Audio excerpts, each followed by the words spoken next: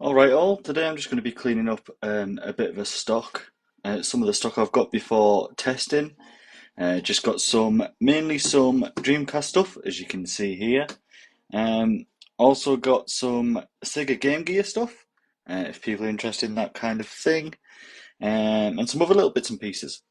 So, let's get the toothbrush and some alcohol. There we go. So yeah, it's been a good while since I've had Dreamcast stuff in stock really, and even as a kid, it's not something I had a lot of experience with. I've always kind of been like a Sega gamer, but when the PlayStation came along and like Sega wasn't really much anywhere at that point.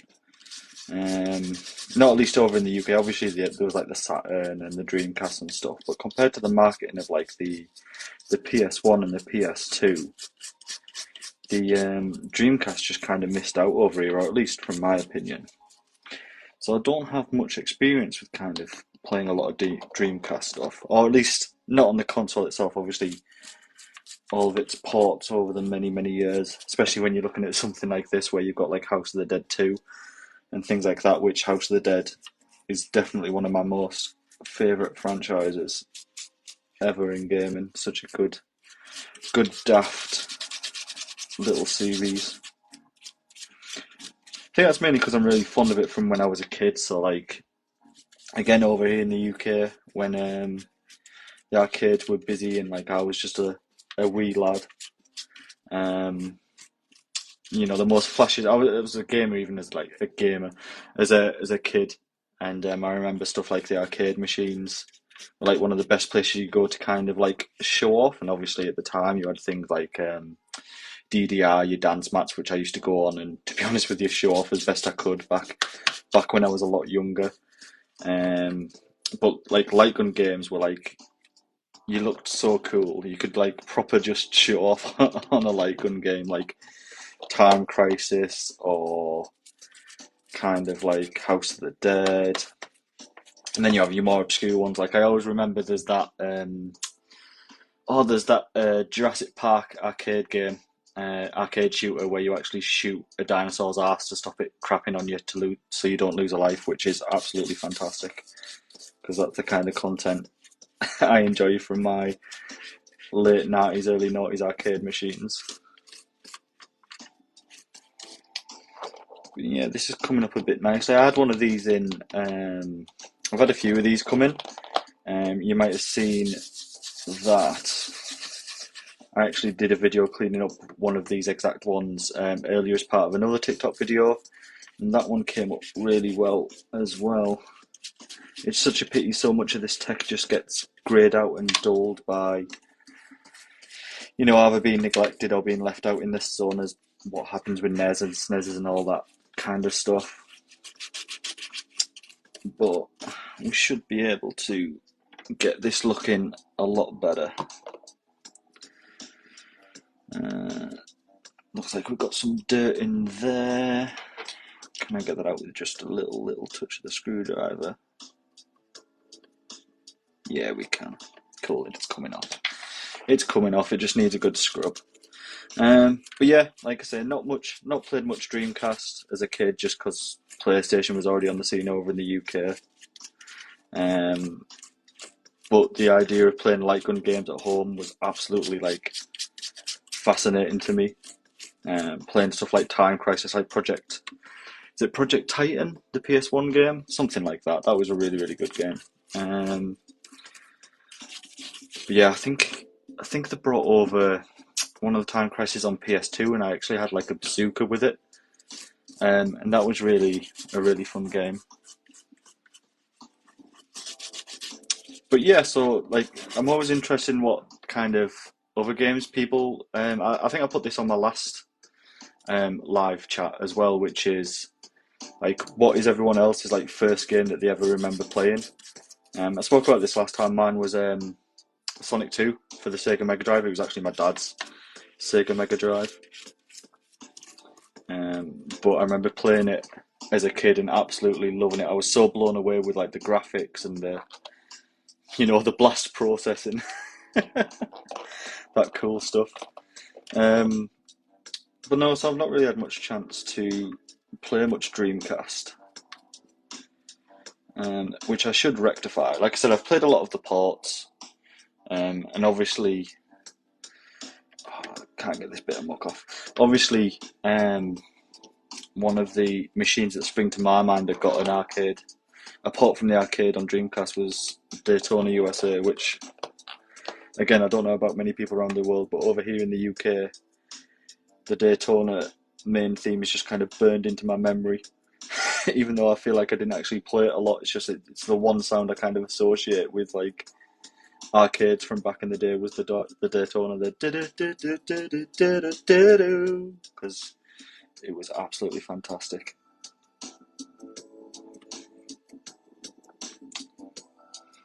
But yeah, I kind of miss arcades. Like I wish arcades were kind of like what they were back in like the 90s or the early noughties. Um, like I say, it used to be a place you could go and show off and find all the new cool stuff as well. So like your light gun games, your DDR games, even stuff like I've always been like really into like rhythm games. So like if people haven't checked them out, but the Taiko games, you get a lot of them. Um, like the big arcade machines that have the big Taiko drums that are absolutely huge. They're really cool and really fun to mess on. It's such a pity that kind of arcades went away, but at the same time, I kind of understand. Although I don't like it, I kind of understand why they went away. It's a sad thing, really, but hey ho, we're not here to talk about sad things. We're here to just clean some stock ready to go up on eBay and have a bit of a chill and a bit of a chat.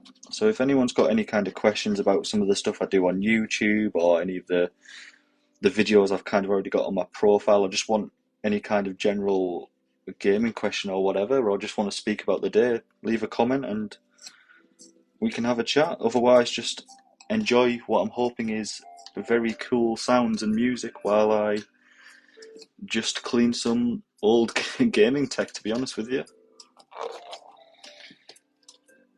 For anyone interested, just using a bit of is it isopropyl? I always forget. I'm pretty sure it's isopropyl alcohol.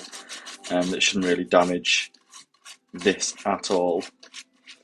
Just to get rid of all that kind of years of dirt. I actually bought this from a friend on my Discord.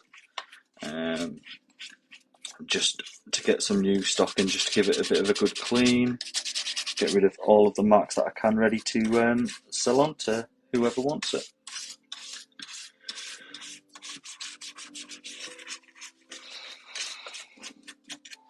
Plus, it's really cool to. The main reason I kind of do this is basically just to kind of rejuvenate old tech that would have just been like ignored or just like left to, not to rot, because obviously plastic doesn't really rot as such. It's not like an apple or something. I don't know why I said apple, but it's not like one. But it's nice just to kind of keep tech like this going. And I actually find it really therapeutic even. Like if I've had like a really stressful day at work or it's been really like intense, it's pretty cool to just come and chill and clean some stuff. And then that's why I say I like speaking to people about their gaming kind of experiences and any cool stuff like that. So like I say, guys, by all means drop any kind of questions or anything in the comments. I'll happily reply if it's to do with blowing cartridge of the business or just general gaming questions, or like I say, if you just want to sit and chill and enjoy the music and the sounds of the toothbrush and me whittering on, then feel free to just lurk away. Unfortunately, this one isn't too dirty.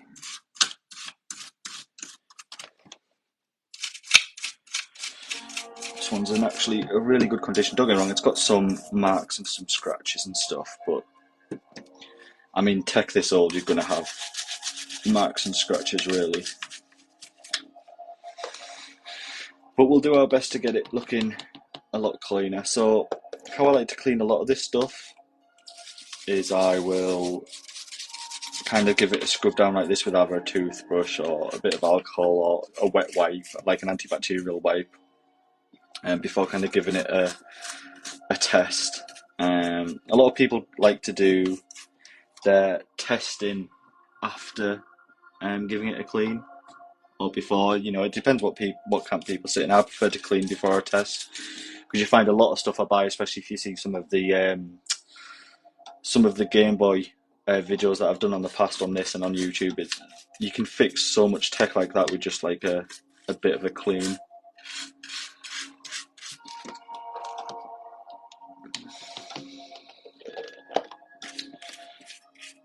Let's get some of this muck off.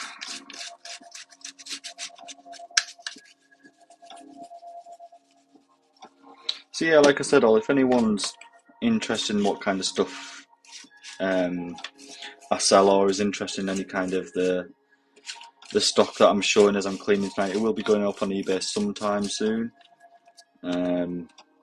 Feel free to check out Blown Cartridge on eBay UK. I've got a few bits of stock on there, and I'm cleaning up some other stuff and listing some stuff as the days go by.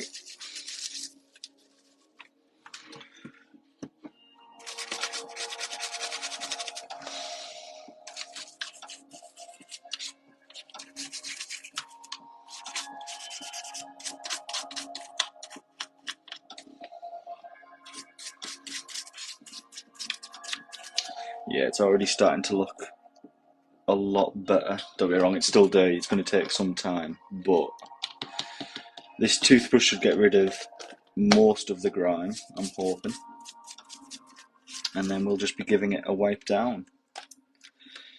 Let's see, how bad is it in there? That's pretty bad. It's obviously where people's grubby little hands have been or whatever, and sweated it out as it's gotten a tense game of, I don't know, of House of the Dead or whatever.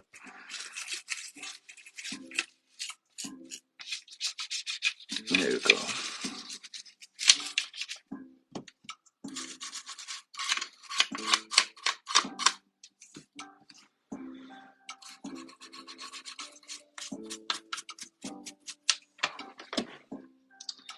Got a few scratches here, but that should be alright. They're not really big and deep, they're just kind of surface, which when you've got tech that it's this old, that's no problem whatsoever. Looks like we've got some dirt on the trigger. I'll tackle that last because that's normally the worst offender.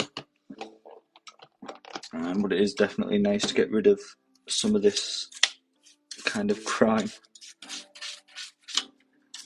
and get it ready for whoever wants to purchase it.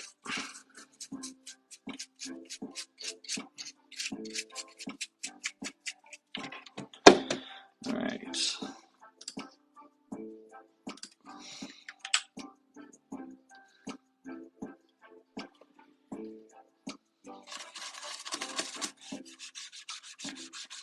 Let's try and use the toothbrush still to try and get... The best thing about using a toothbrush is it gets into all the kind of grooves that not many other things can. You see a lot of people when they do videos on TikTok and YouTube and that, you normally see them use something like this, like kind of what you use for cleaning your ears, or sometimes you'll see them using something a bit sharper to get into the grooves, and that's normally most of the time, unless it's a really, really thin groove, it's kind of all for show, to be honest with you. Something like a toothbrush just does the job without being showy and getting the job well done, to be honest with you. There we go.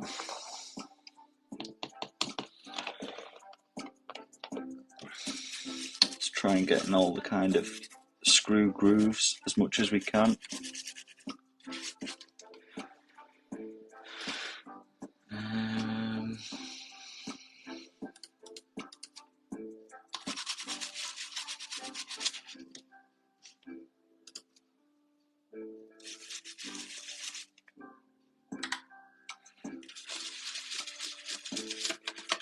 Let's get right into these, because you normally find, I don't know if you can see too well because of the camera and because I've just kind of went in there, you can see kind of how much dirt is, let's see if I can get rid of that bubble. There we go. You can kind of see, hopefully, how much like dirt kind of get into the screw holes, which always need a good scrub down.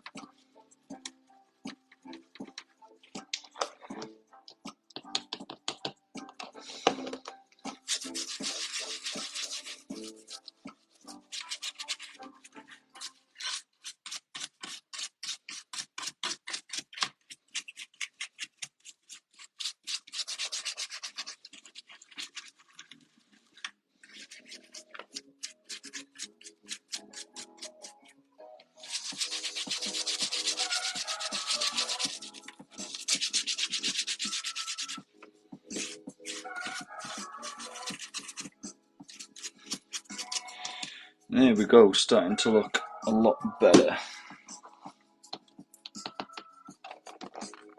See if we can do the top and any other bits that are a bit of a pain, and then focus on the trigger and give it all a wipe down.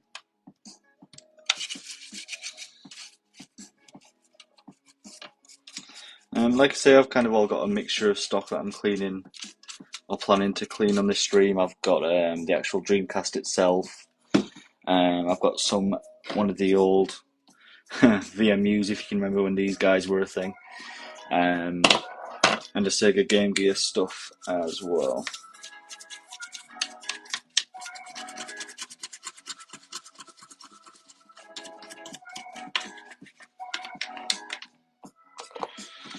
Alright, how are we looking on the top? Yeah.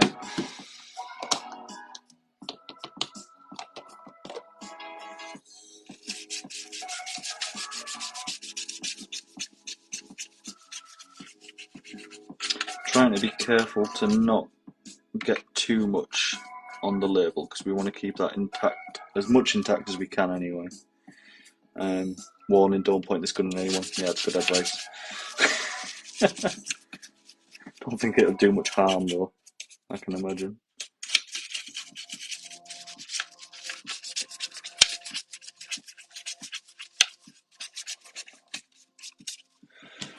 How are we looking? Looking good.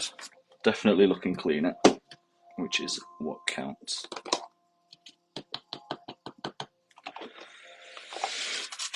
Let's try and really get in these grooves, because it doesn't matter how much, unless you're really pressed with these grooves, I find you can't get everything out. And then, where is my expert little tool that I actually don't know the name of?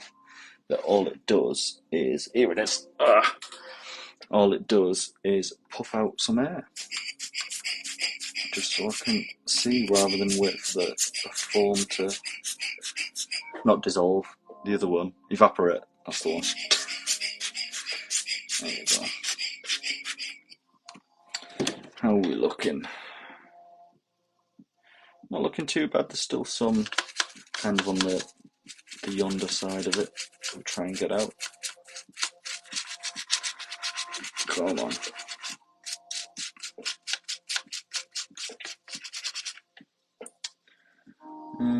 Let's see if I can very carefully just get the pieces of dirt, well, the lot of dirt that's just under the label here, while trying to carefully not get too much on the label, or at least go it from down over it, to try not to bother it too much, and kind of blow it off, and then blow it out. There we go, it's looking a lot cleaner there. Let's get in this bit here.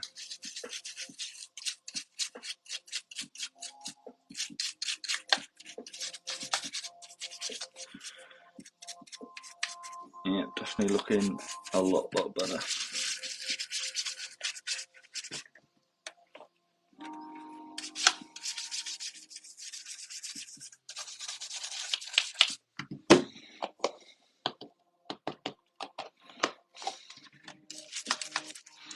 While I'm looking at the bottom of it, let's have a go at trying to clean this trigger.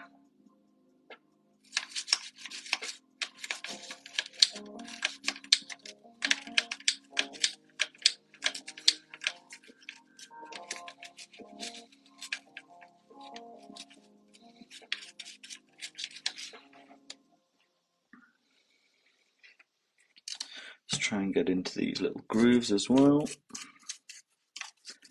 Now I don't actually think I'll do it on this stream, but I'll give the cable a good wipe down as well. Because I can't imagine it'd be fun to watch someone clean a bit of plastic cable. The control's still really dirty. Let's have a look.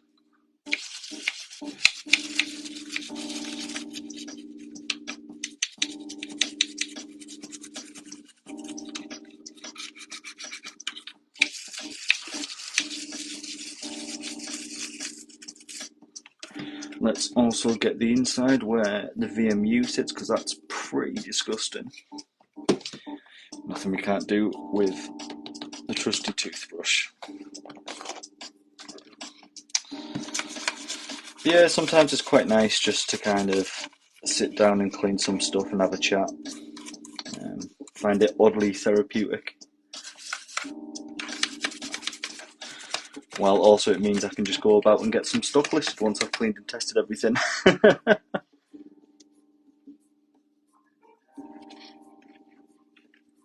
have a look.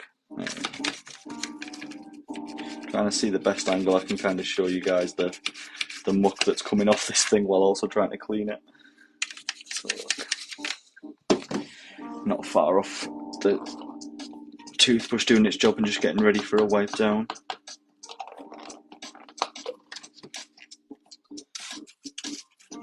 Get the insides of that.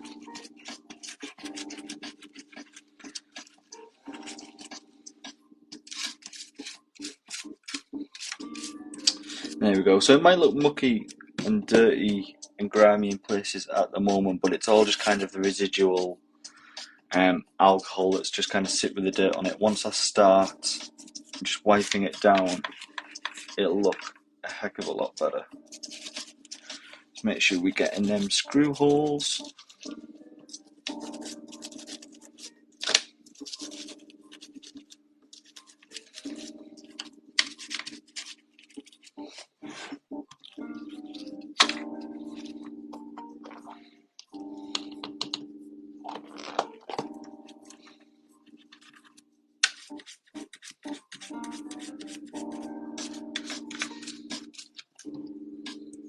How's the lens looking itself, the kind of piece of glass? It's not too bad. Do you know what? I'm not going to do that with the screwdriver.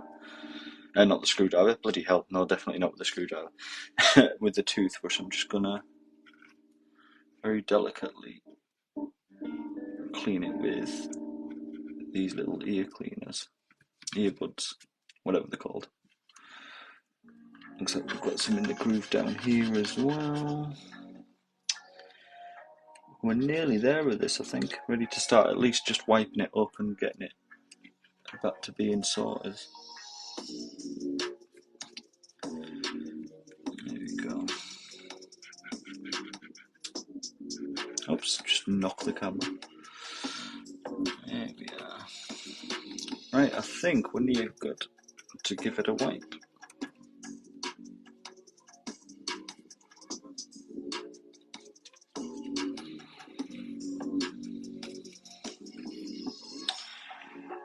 Just try and get in these little bits of grooves and any other bits that the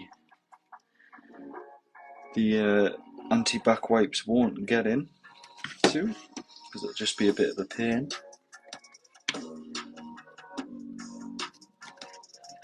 Don't tend to open these ones up, to be honest with you. A lot of the dirt stays on the outside as opposed to, say, a kind of analog stick on a controller. There we go. Just do the same, so you can see that kind of the dirt that comes off these things, right? That you'd never ever expect or even think to look for. But it's definitely all in there, these old bits of tech. There we go. Let's keep on going. And just get these kind of screw holes looking a bit better.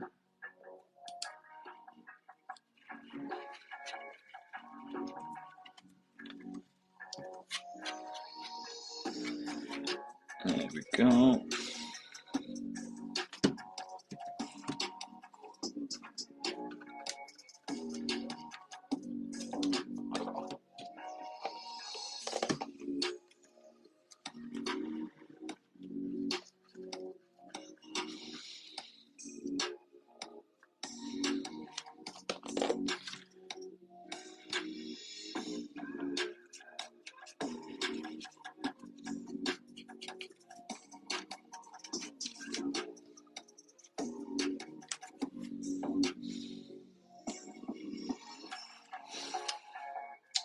God, these bits are really tricky to get all the dirt out of.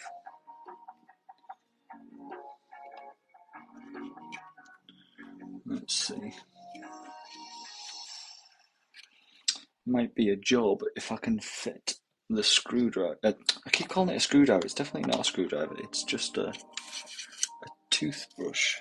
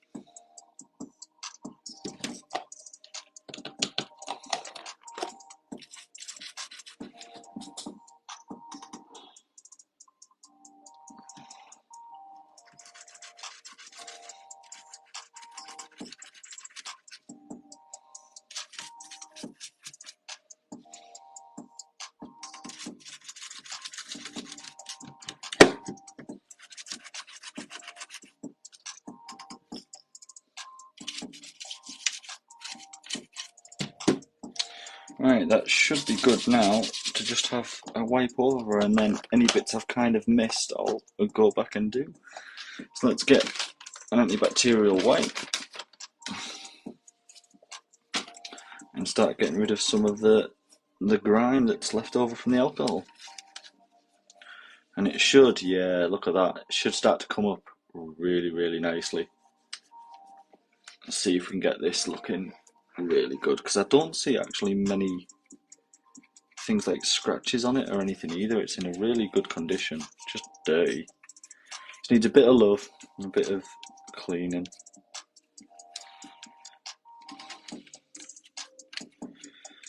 There we go. Yeah, it's looking a damn sight better already.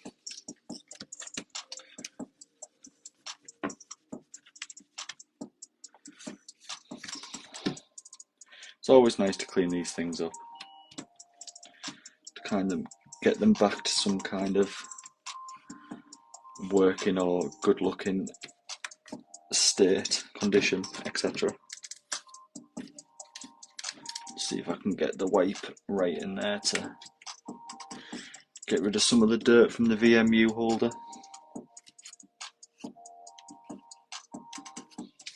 Looks like that. I can't tell if that's a mark or dirt on there. Let's give it a good scrub, see if it goes away. If it goes away, it's dirt. If it doesn't, it's a mark. Looks like it's a bit of a mark. That's fine. Compared to the rest of the thing, it's in really good condition. Let's get the bottom.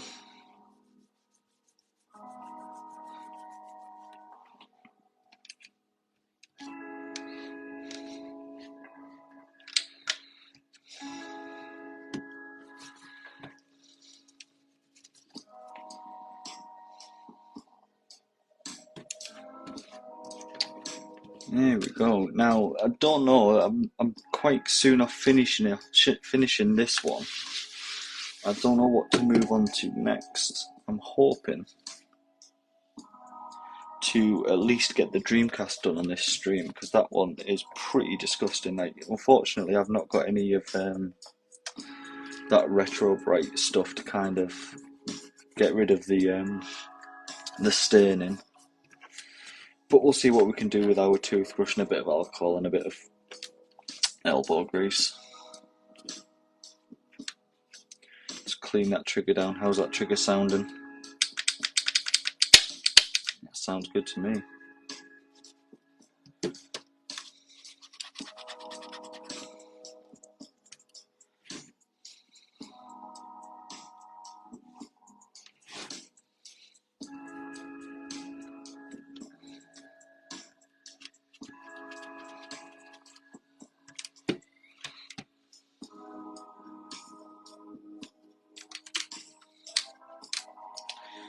See, actually, if I can get some of the dust out with this.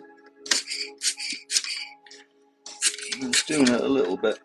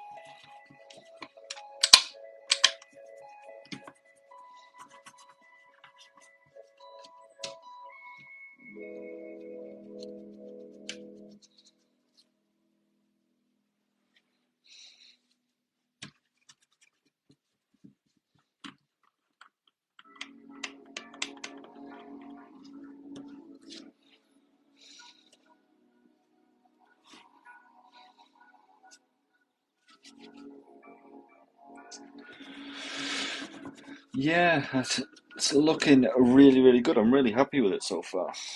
I didn't think to be in as good condition as it was, just because of how old it is and because it's things like controllers, isn't it, that people drop or use their hands for, or they just get a bit grimy over time. This one seems to be doing all right. Yeah, it's still some dirt. Oh, gotta love that squeaky noise. Oh, yeah. See, like I said, you'd be amazed the kind of dirt you find in these things if you really dig for it.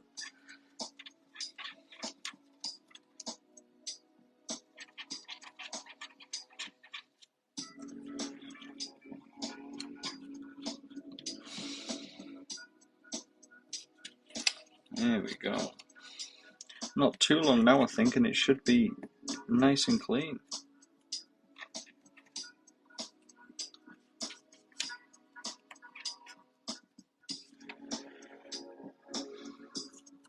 Or as clean as I can get it anyway, because it's still a really old piece of tech, to be honest with you. It's not going to be amazingly refurbed. Don't even know. I suppose you can't even get shelves for things like this. I don't suppose anyone would bother making them, but it'd be really cool if people did. There we go. What I might actually have to do is fully open up this Dreamcast that I've got next, just to get inside and clean some of the bits where the buttons are and stuff, because they seem to get really dirty as well. Alright, how are we looking? Still some more dirt in these. Don't know if it's just that I've missed some, which can happen when you've got this many screw holes in it. Let's get some more alcohol.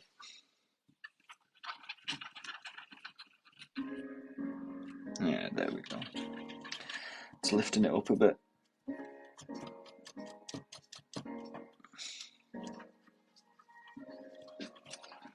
Yeah, there we go.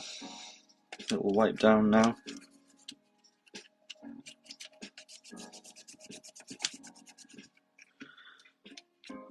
And then we'll see what we're like, see if I've missed any bits or any bits just need a bit of a scrub or anything that's marked before I stick it on a pile ready to test, which I won't be doing in this stream. I might do another stream at some point where I just sit down and test a few bits and pieces. It's still a really hard bit of dirt or something there. But just very lightly with a screwdriver, which you definitely shouldn't do, it'll start to kind of come off. I don't know what it is, but like I say, when you've got something like this and it's a controller, it can take some dirt and it can obviously take a batter, and see if I can get any of this dirt that's in the grips here as well. But to be honest with you, I think it's come out really well. Let's give it another wipe down, see what we're looking like. Yeah, that's a lot better. A heck of a lot better. See underneath. Let's give it a quick wipe.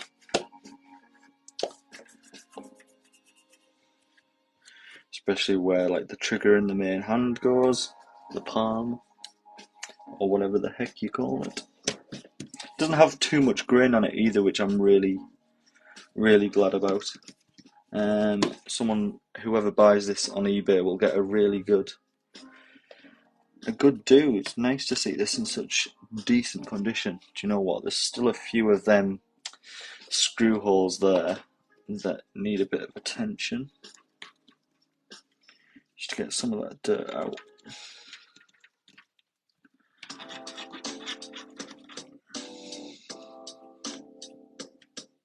Yeah, still little bits of dirt coming out, but that's fine. We'll get as much of it as we can off.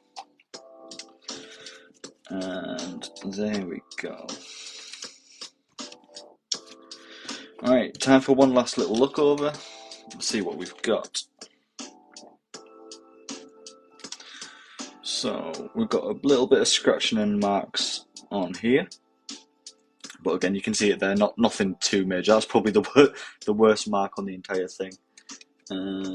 Let's see if I can just get that piece of bloody muck. I just can't seem to get off. But anyway. Alright, let's have a look. Got some dirt still in that little groove bit. You always miss bits out when it's got like grooves and little hidey places like this, especially like I say when it's something that's so old.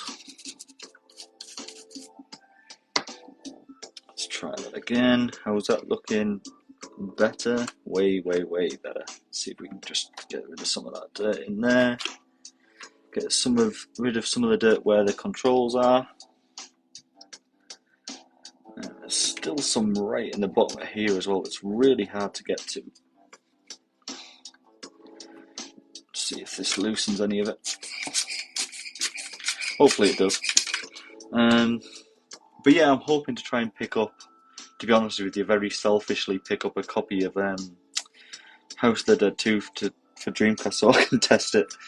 Because I'd love to have a go at that arcade port again. Like I said before, House of the Dead back in the day in the arcade was a absolutely fantastic game. At least in my opinion. There we go. Right, I think that's good. I might have another look at it off stream before I get the photographs ready to list it on the blown cartridge eBay. But considering what it did look like, this looks a damn sight better. Not much grain on it at all, not much kind of colour desaturation. A few little bits of marks, but nothing major. Still a few little pieces of dirt, but I'll get them at some point. Triggers sounding good. I don't see a point to open it up to clean any of the inside, to be honest, because it looks actually in really good nick. A few marks, a few little scratches. But there we go, all kind of cleaned up. I'll be taking photos of this and sticking it on the eBay store sometime this week. So keep an eye out for that. Something's caught my eye. Just these little bits of grooves are really a pain. It's so hard to try and get all the dirt out of. Right, there we go. How are we looking now?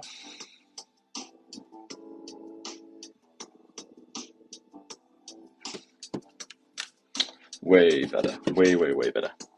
Let's just get this in there to blow all this out.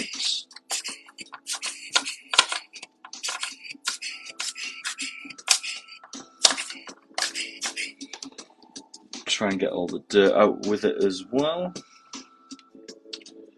There we are. One nice and a heck of a lot cleaner Dreamcast gun. Please do not point this at people. Yeah. I don't think anyone's going to think this is a real gun, to be honest with you. But there we go. Yep, I'm going to put that to one side and then clean and have a look at the next thing. Let's just put this over here. Now, VMU. Let's take a look at this, see what we can do to get it to work. Where is my screwdriver set? Here it is. Now, what kind of screw does it take to get to the battery and to open it up? We're looking at little Phillips, teeny tiny Phillips. That's fine.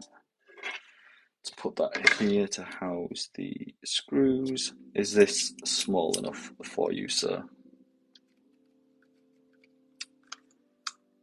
Yeah, there we go. Cool. Let's put this away. Let's throw away these old ear cleaners. Throw away this old cloth.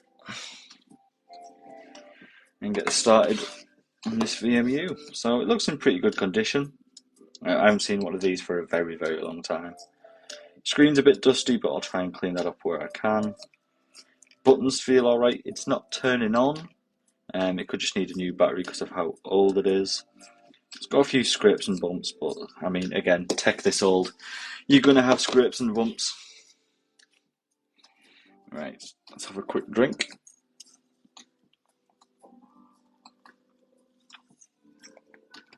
There we go. Alright, let's open it up and see if we can get it to work and then give it a clean. Battery harmfully swallowed, yes, thank you. I don't plan on swallowing any batteries right this second, thank you. Come on. There we go. There we are. Alright, yep, CR2032. Oh, it takes two. Okay. I completely forgot that takes two. Fair enough.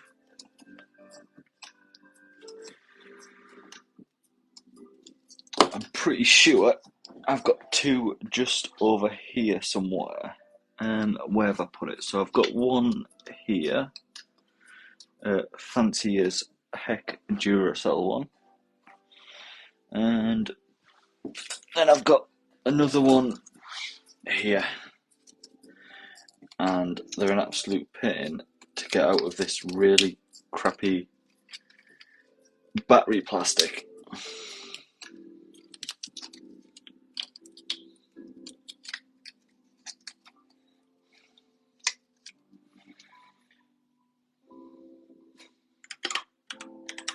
Just quickly check messages to make sure no one's made any orders.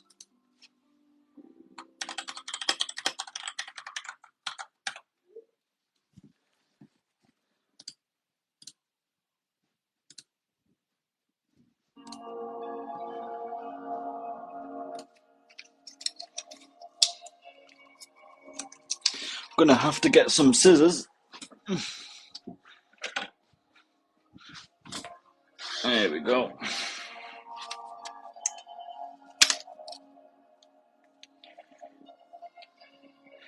That makes life 10 times easier. Oh, come on. Honestly, they're so hard to get into these things for like no reason. You guys go over there. I don't want to get you mixed up with the new ones.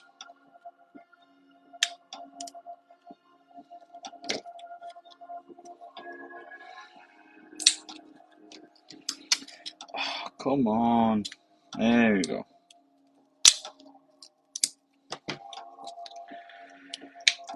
Ugh. God, yeah, they're so hard to get into these little watch batteries. There we go. Get rid of these ultra sharp shards of plastic. Right, now I'm hoping that adding these to the VMU will get it working again. Because I can't imagine these things are that easy to repair just because of how small and, well, old they are, to be honest. Oh, some of the plastic stayed on the battery. There we go. Is that all off? It is. Stick that in like that. And then get the sticker off this one and then get this one stuck in.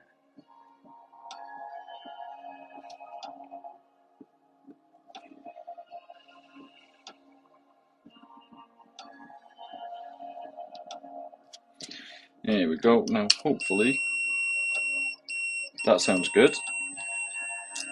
I think. I don't know. Angry bleeps, blow you up bleeps, some kind of beeps.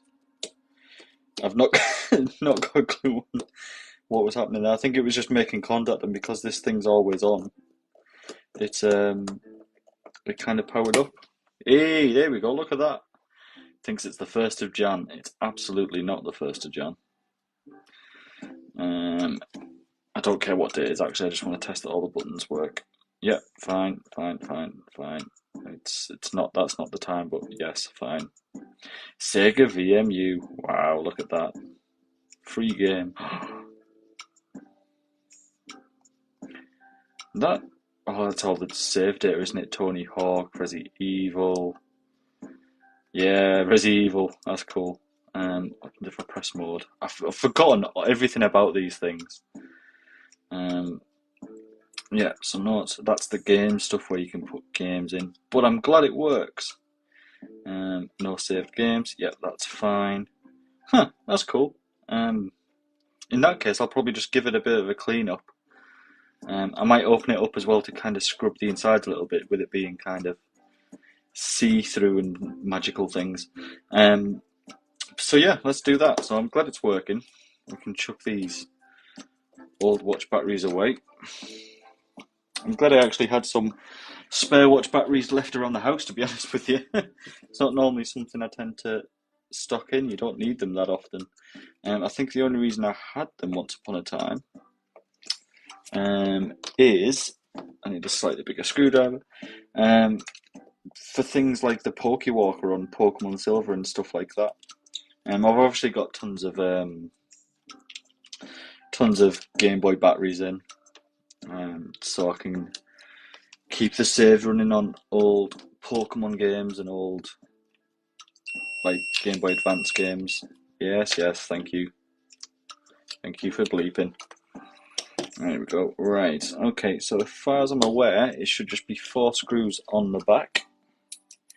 Let's actually change to the good-headed screwdriver. Oh, where are we? Let's put that to one side. Deafen anyone listening. With the Velcro, let's see if a little bit bigger helps. Let's have a look. That feels a little bit better. Let's use that one. Oh, right. Let's put these to one side because I don't end up binning them. Right, VMU clean, let's go. I've never actually had the chance to open one of these guys up. So I'm interested, even though you can kind of see through it, I'm interested to see what the insides look like. I can imagine these don't get as dirty as some controllers or like the gun I've just cleaned.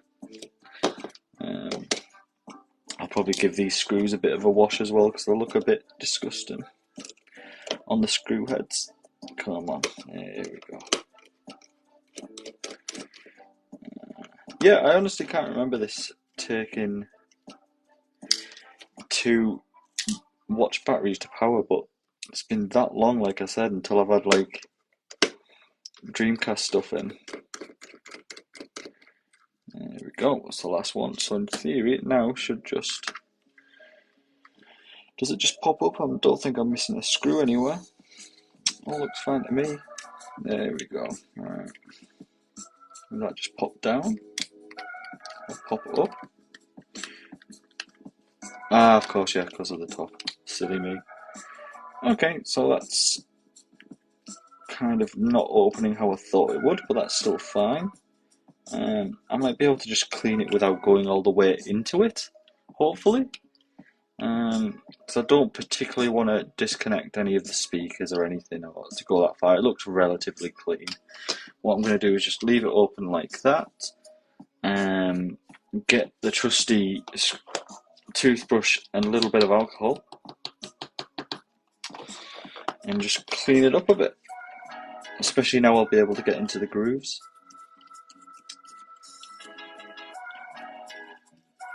And then right on these sides here, should make them look a little bit better. Get right in the grooves. So yeah, next thing I'm going to be cleaning, I can't decide whether to switch it up and jump from doing some Dreamcast stuff to jumping up some Sega stuff. Not Sega stuff, sorry, like Game Gear stuff. Because I've got this sat here, which needs a really good clean. Because that's currently up on eBay at the moment. But yeah, it just needs a bit of a clean. Needs a bit of a wipe down. But first, let's just get this looking a little better.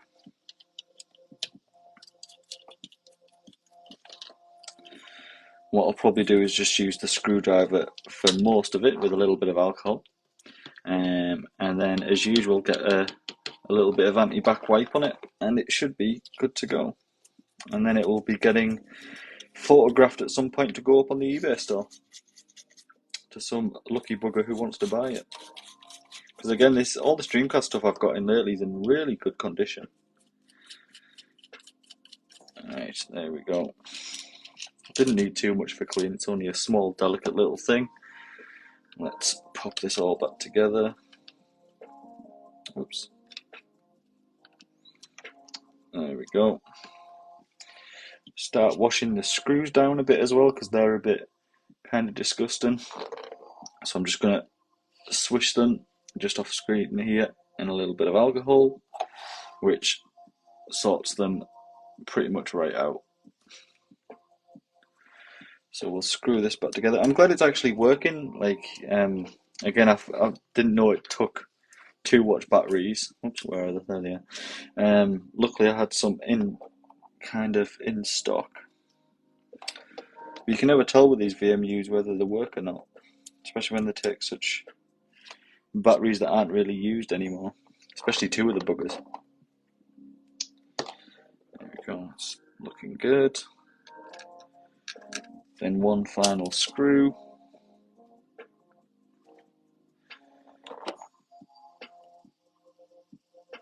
There we are.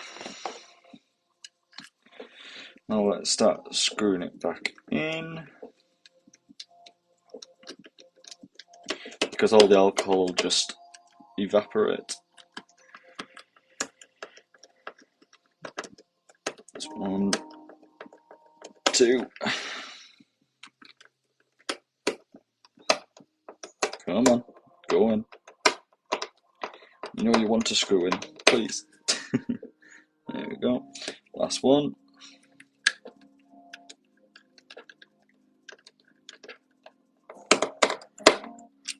There we go. I'm going to actually wash down the top part because that looks a little dirty.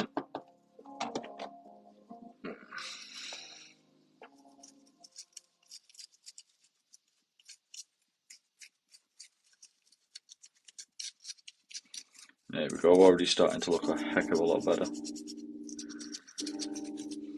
There we are. I'm going to blow out some of it rather than let it just stay there, just to get rid of it. Especially on the inside, I'm not so much bothered about the outside because I'll be wiping it down. There we go, just to stop it just sitting there and getting sticky. Now I'm going to very carefully have a go at brushing the buttons. Let's have a look. Just kind of make sure that they get a tiny bit of a brushing while also the alcohol slightly goes down into them, just to stop any kind of gunk that's gone down past the buttons to where the contacts are. Saying that, they feel pretty loose, they feel pretty good. It's actually, like I said, in a really good condition.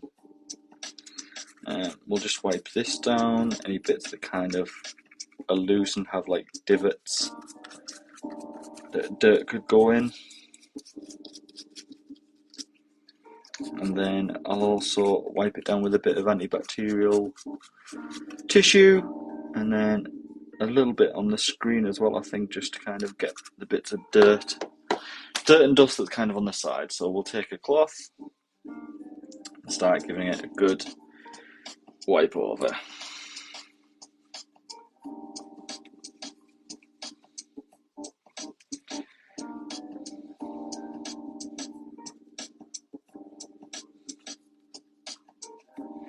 Yeah, it's feeling really good, and I can't see many kind of scratches or dints or marks on it at all, to be honest. I'm really happy with how good this is coming up. Just get rid of some of the alcohol, which will all evaporate anyway, but try not to have it stuck around.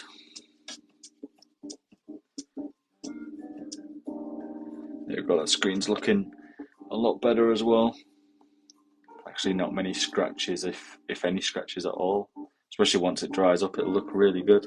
See if we can get it to dry up a little bit. Doesn't take much for the from the alcohol to kind of evaporate. There we go. It's looking a bit better. Yeah. Most of the kind of marks on there looks like it's just how the alcohol's dried more than anything. I might be able to, if you give me 1 second, I should have, where is it? I should have a screen wipe somewhere. Where are you, screen wipe? You're over here, I think, on my stock shelf. Or not. Yes, you are. You're here. There we go. Fantastic. Cool. I should get rid of any of them kind of alcohol marks. Look, there we are. See if we give this a bit of a little scrub. How are they looking? Yeah, so much better. Look at that. Absolutely fantastic.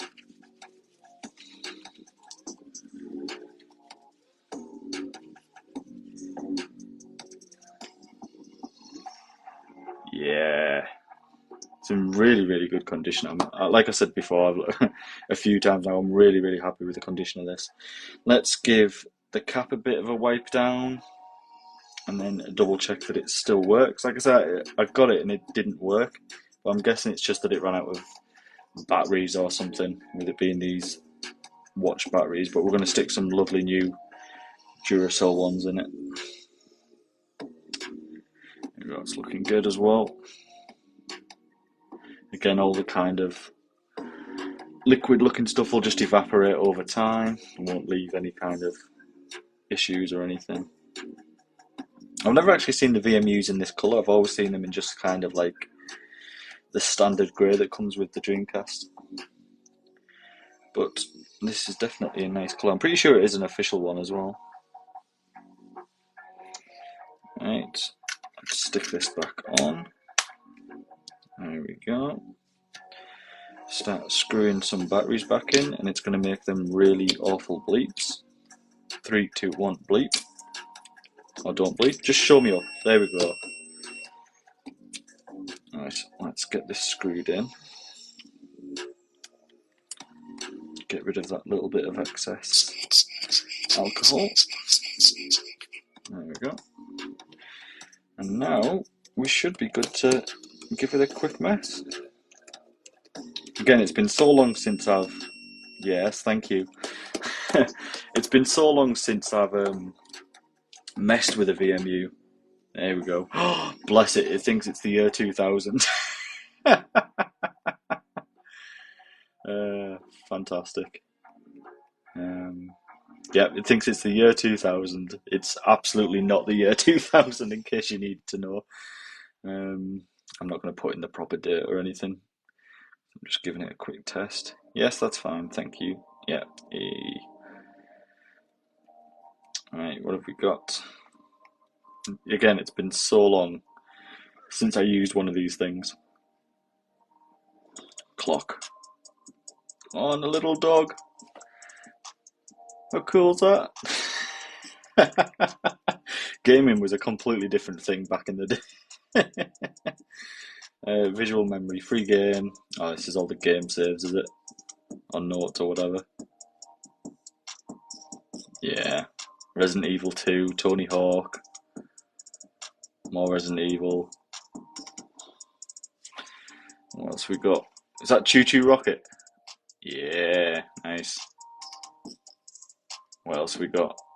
Trixie? Trixie? I actually don't know what that is. I've not got a clue what that is. Yeah, that's cool. Let's see what else we got on here. But definitely all the buttons seem like they're working, which is fantastic considering it wasn't working beforehand. Again, I think all it needed was some new batteries and a bit of a clean.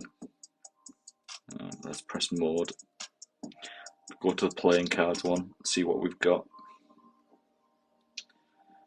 Oh, no saved game, that makes sense. And then put it to sleep. There we go. Fantastic, that's turned out really well. I'm really impressed with that. Again, it's a lovely colour. It's hardly got, if any, scratches on it that I can see. Really cool colour. Can see some dust in the top here that I can blow out with our little air pump. And then contacts looking really good as well. So this will definitely get listed on eBay at some point in the next week or two. So if anyone wants some Dreamcast stuff, just head on over to the Blown Cartridge eBay store and I'll help you out where I can. But yeah, liking that. Right, so that's two things done. So we did the Dreamcast gun and now the VMU. So now let's put this to one side and get started on our next item. So I'm in two minds. I can either open this up and give it a bit of a clean. Like I said, this is already listed on my eBay store if anyone wants a Game Gear TV tuner pack complete in box, which, like, it works, but it can't work anymore because the TV switched over from analog to digital, so it doesn't pick anything up. However, what you can do, which is a really cool thing, is you can wire up an AV cable to this thing. So anything that supports kind of AV or like out, you can put into this. So potentially you could wire a switch up to this thing and play it on the. I mean, I suppose you wouldn't use a switch because of the screen on the Switch anyway. But I don't know, like a PS4 or something. I'm pretty sure you could do that. Or the other thing that I've got to clean, is the Dreamcast itself, which I'm tempted to. God, that was dramatic. Tempted to open up and give a good kind of scrub. It's not like in a really bad condition. It looks like in a really good condition. It's obviously, the camera doesn't show it too well, but it's got a bit of grain, a bit of staining that's just kind of come with time, with it being left out in the sun or somewhere light or that kind of thing. I don't plan to retro bright it. I don't plan to kind of retro bright a lot of things unless they're really, really rare. But to be honest with you, a bit of toothbrush scrubbing and a bit of a wipe down, and it should be in a really nice condition, if I can ignore the staining. So I'll tell you what, let's do this rather than the Game Gear TV tuner. Oop, there we go. Let's put that over there. Let's see if I can position this as best I can so you guys can see as much as you can.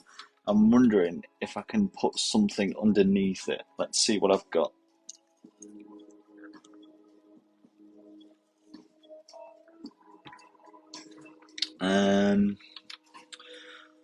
Not having much luck. Let's see.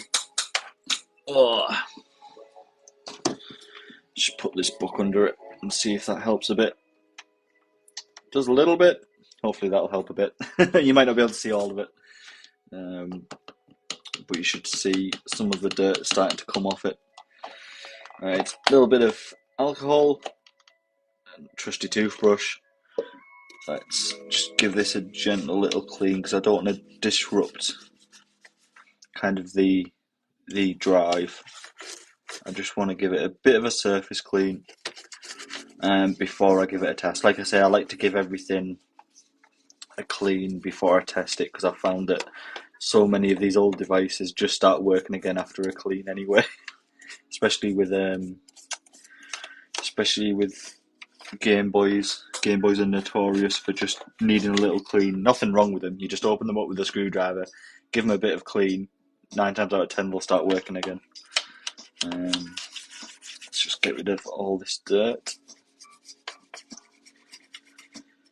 It's not actually too dirty, and fortunately makes my job a lot easier. I just couldn't bring myself to just selling something straight on without giving it a bit of a scrub down. Right, let's just get into the side bit here. There we go. Might be able to see it a bit better if I hold it like that, maybe. There we go. Not that I can imagine much of this dirt kind of stays in here. But yeah, I never had a Dreamcast as a kid. I always... I used to be a Sega person, like I say. First game I ever had was Sonic 2 on the Mega Drive. yada yada. But the Sega Dreamcast and like the Saturn and stuff didn't really get much hype over in the UK on release. And by that point, the PS1 was already out, and everyone, especially all my mates when I was a kid, were playing the PS1. So it kind of just gotten forgotten about. But it's cool to go back to this stuff and have a mess. Like I said, I've played a lot of the ports of games that were originally on Dreamcast, like, you know, Daytona and Jet Set Radio, that's been ported to quite a lot of things, including the Vita, weirdly, which is where the first time I played Jet Set Radio was on Vita. But no, I've messed on them a little bit. They're good little consoles. It's nice just to give them a clean, and then at some point I'll be sticking this up on eBay, ready for someone who would like a Dreamcast. But first, we need to get this looking all clean. Just get rid of some of the excess alcohol. And then take one of these wet wipes, anti-back wipes, and just give it a bit of a scrub down as carefully as I can. And just use the tip of my finger with the tissue over it to just wipe down the bits where the drive is, because I don't particularly want to take a toothbrush to that part. There we go. Looking a heck of a lot better. But yeah, I'm always interested to hear like what people's first games were that they started playing, because like I say, it was, I mean, I'm old, I'm in my 30s, and like the first game I ever played, like I said, was Sonic 2 on the Mega Drive. That was actually my dad's console. It wasn't even my own. It was when I was a tiny little lad. Absolutely loved it, and still to this day I love Sonic 2 on the Mega Drive. It's like definitely in my top 5 games, whatever the heck they are, because that's a hell of a loaded question. Right, so the inside of this is looking good. Let's have a look at the top of the drive, the disk drive. That's looking not too bad. I don't even think that warrants a toothbrush. I think very carefully, without putting too much weight or pressure on it, just giving it a bit of a refresh, a bit of a spruce up. And there we go, looking a little bit better. Right, there we go. So let's have a look at the outside. So open button are U. Let's move this so I don't have to angle it anymore so you can see. How are we looking open button? Because sometimes open buttons can get really stuck and cause a lot of issues on these older consoles. No, looking absolutely fine. Cool, let's get the screw. I keep calling it a bloody screwdriver. It's not a bloody screwdriver. It's a toothbrush. Let's give this a bit of a rub down. I can see already there's a lot of dirt. What I believe is dirt, kind of in the Dreamcast logo there. Let's do our best to get that out and it looking a bit better.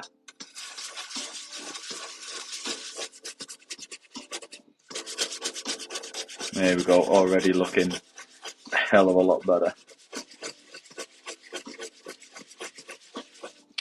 Just wipe that up just to see what the difference is. Yeah, nice. Glad that was just a bit of dirt and not marks or anything. Or I don't know, cork or something that's hard to kind of clean up, because, you know, you find all kinds of consoles on your travels that need God knows what kind of dirt or whatever they've got on them. Right. Let's put a little bit more alcohol on the toothbrush and really get into these grooves here. You can see here, absolutely disgusting. So let's just get that toothbrush in there to do its job, and that should already start to look a bit better. Yeah, there we go. Just following it round. Looking way better. Give it a bit of a wipe down to get rid of the excess. And then I'm going to use my little blowing tool just to kind of get rid of some of the excess that's in the groove as well, because I don't want it pooling and staying there. There we go. Follow it round. It's kind of mesmerising in a way. It's weird. But I definitely find cleaning these quite quite fun and therapeutic. But we're looking a lot better already. Whoops. Nearly wiped it down with a screen wipe then, that wouldn't have gone well. There we go. Need to get the toothbrush down some of the little crevices and that over here to get rid of some of the dirt there. And then we'll start doing the main console itself and having a look at getting rid of some of the dirt on these buttons. Yeah, I'll be cleaning this one up and a few other little bits and pieces, maybe even come back on later tonight. And then at some point this week I'll be taking photographs and getting everything up on my eBay store, which, if you're interested in what I've kind of got in stock at the moment, I've got quite a lot. I've got quite a lot of Game Boys in at the moment, to say the least. I'm basically doing a series on YouTube at the moment, which is like 25 Game Boys. I bought 25 Game Boys for 500 quid in the UK. I'm based in the UK, if you couldn't tell. 25 Game Boys, and I paid 500 quid for them, which obviously sounds like a lot of money, but it's basically 20 quid a Game Boy. Now, these are spares and repairs as well, so they're not like in immaculate condition or anything.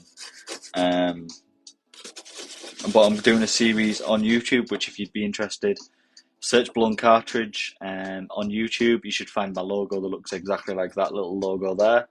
And kind of follow the series as I go, and I'd make a conscious effort to tell everyone any kind of slip-ups, or also as well, I quite like to go into the details of how much money it costs to kind of fix them and to get them back up and running, and all that kind of stuff, and like what the best stuff you can use, because not all of them have the same issue, so I like to tell people how they can fix them, because if people can fix their own tech, then why the hell not? Okay, so the Dreamcast is a little bit more dirty than some of the other stuff I've cleaned tonight. I can definitely see a few marks that aren't coming off. Like I say, I don't plan to retro bright this. It is a little bit off colour, but I mean, I don't know.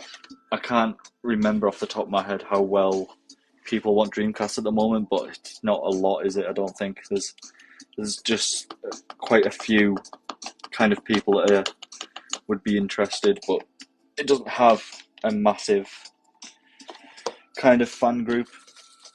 Right, I'm going to move this slightly so you can see and start scrubbing on these buttons. What I'll actually do, if I can, using technology, is zoom in a little bit there. There we go. That might be a bit better. Just going to have to zoom in on the fly with this thing because it's far too big to fit on the bloody stream. Yeah, like I said, always interested if you've got any kind of gaming stories. I'd like to just do these streams just to kind of chill myself out, and hopefully you guys can chill out as well, ask any questions, have a bit of a laugh. After you've had a hard day, listen to some kind of chill music and watch some dude scrub down a Dreamcast, why not? So if anyone's got anything they want to chat about, or any gaming questions, or any questions about Blown Cartridge itself, by all means stick something in the comments and I'll be happy to reply where I can. Otherwise, just kind of sit back and enjoy the casual music while I scrub down some consoles and some controllers. There we go, right. Most of this kind of dirt's coming off this button, which is a good sign. It's moving quite freely as well, which is also really, really good. Yeah, sounds good as well. You can never tell with Dreamcast. Sometimes they can just break for no bloody reason. It's a pain. There we go. Let's just get rid of some of that excess from in there. Open this up, give that a bit of a wipe down to get rid of any of the excess that's gone into the disc part of the console. There we go. Looks like there's a little mark there that's not coming off. That's fine, we can deal with little marks. Like I say, these consoles are all zoomed back out, and just have another look at the general console. There we go. Right. What's next? We've kind of done the top part. giving it a wipe down. Let's do the open button. So actually what I'm going to do, zoom back in again to have a look at this absolutely disgusting open button. Like I say, you'd be so surprised how much dirt your old consoles take up, and you should give them a clean every now and then. It's not hard for most consoles. Alright, so let's take the toothbrush again, get a bit of alcohol on the toothbrush to give it a bit of a wipe, and let's see how well this gets rid of some of this dirt. Let's check how well it opens the disc tray up. Alright, there's nothing sticking there, we're all looking good. Smashing. Let's get it cleaned.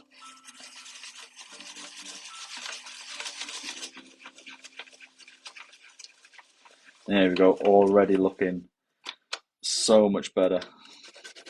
Let's hold it down and try and get into the grooves. There we go. Right. Let's give it a bit of a wipe down, get rid of any of the excess.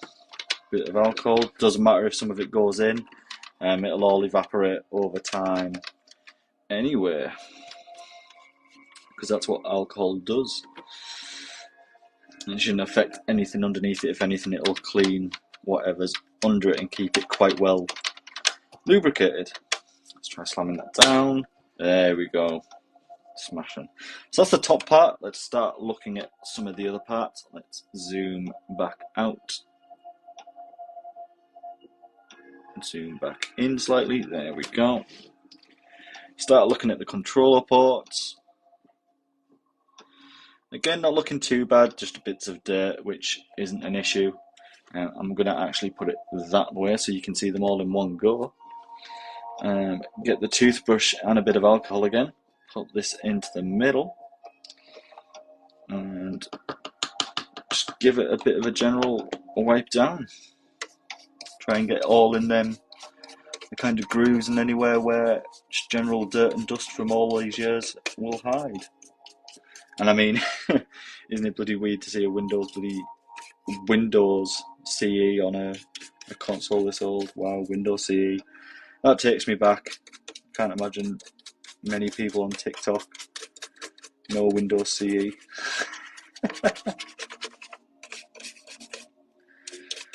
we go.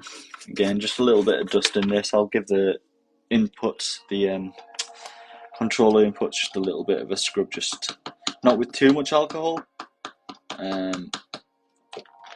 but just to get rid of if there's any residual kind of dust or gunk, and this will all evaporate, so we don't have to worry about any of it getting in and causing any kind of damage. Let's try to really get into the letters. There we go. Already looking a damn sight better. Let's put the toothbrush away and just kind of get rid of some of the excess and blow it out or evaporate it.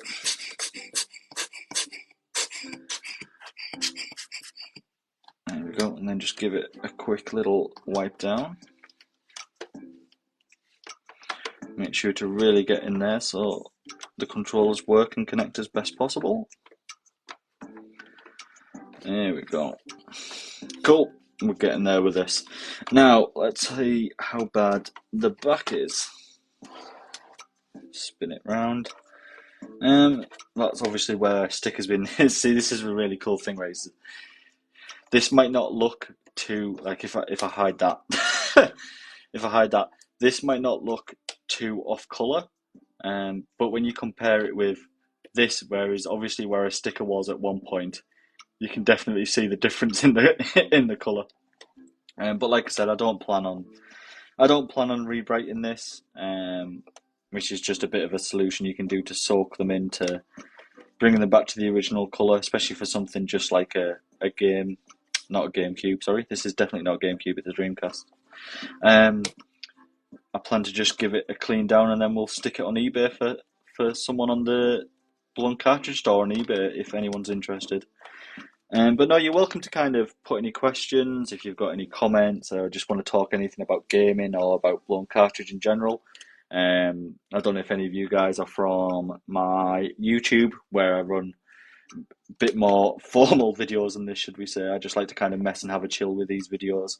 And if anyone wants to chat about how the day's gone, if it's been crap, if it's been good, if they've kind of got any questions about stuff, what I'm doing, if you want to know how easy or hard it is to get in. Favorite Dreamcast game? Thank you very much for that question. So like what I just said earlier in the stream, I was always a Sega guy as a kid. First game I ever played, Sonic 2 for the Mega Drive. It was my dad's Mega Drive, and I was like, I don't know, 4 or something. I can't tell you. But one of the first pieces of stock that I cleaned in this video, which I've still got around me, will be a good clue to what is my favourite Dreamcast game. So, I've not played many Dreamcast games, but this one came out in the arcade. And this is a bloody good clue. This was actually a really nice thing to clean up. The trigger's really nice. I'm sure you can guess, with a few guesses, what game my favourite game is on the Dreamcast from that. Give you a big clue, it's got bloody zombies in it. But no, thanks for that question. I love kind of answering stuff like that. I also, like I've said many times on these kind of streams, I love to hear about people's first games, what kind of the story is with that. It's absolutely fantastic to hear that kind of stuff. So what I'm going to do, just stick a little bit more alcohol and kind of wipe off a lot of it, to be honest with you, because I don't want it to go all the way through. The alcohol shouldn't really bother any of its insides, to be honest with you. It'll all kind of evaporate. But if I can help it, then I'd rather it not too much going down it. So we're just going to give it a scrub, give it a wipe down, get rid of any kind of residual dirt that's around. But yeah, I'd be interested. Is there many people here that kind of had GameCube? Oh God, I've called it a GameCube again. It's not a GameCube. Is there many people here that had Dreamcasts back in the day? What kind of stuff did you guys play?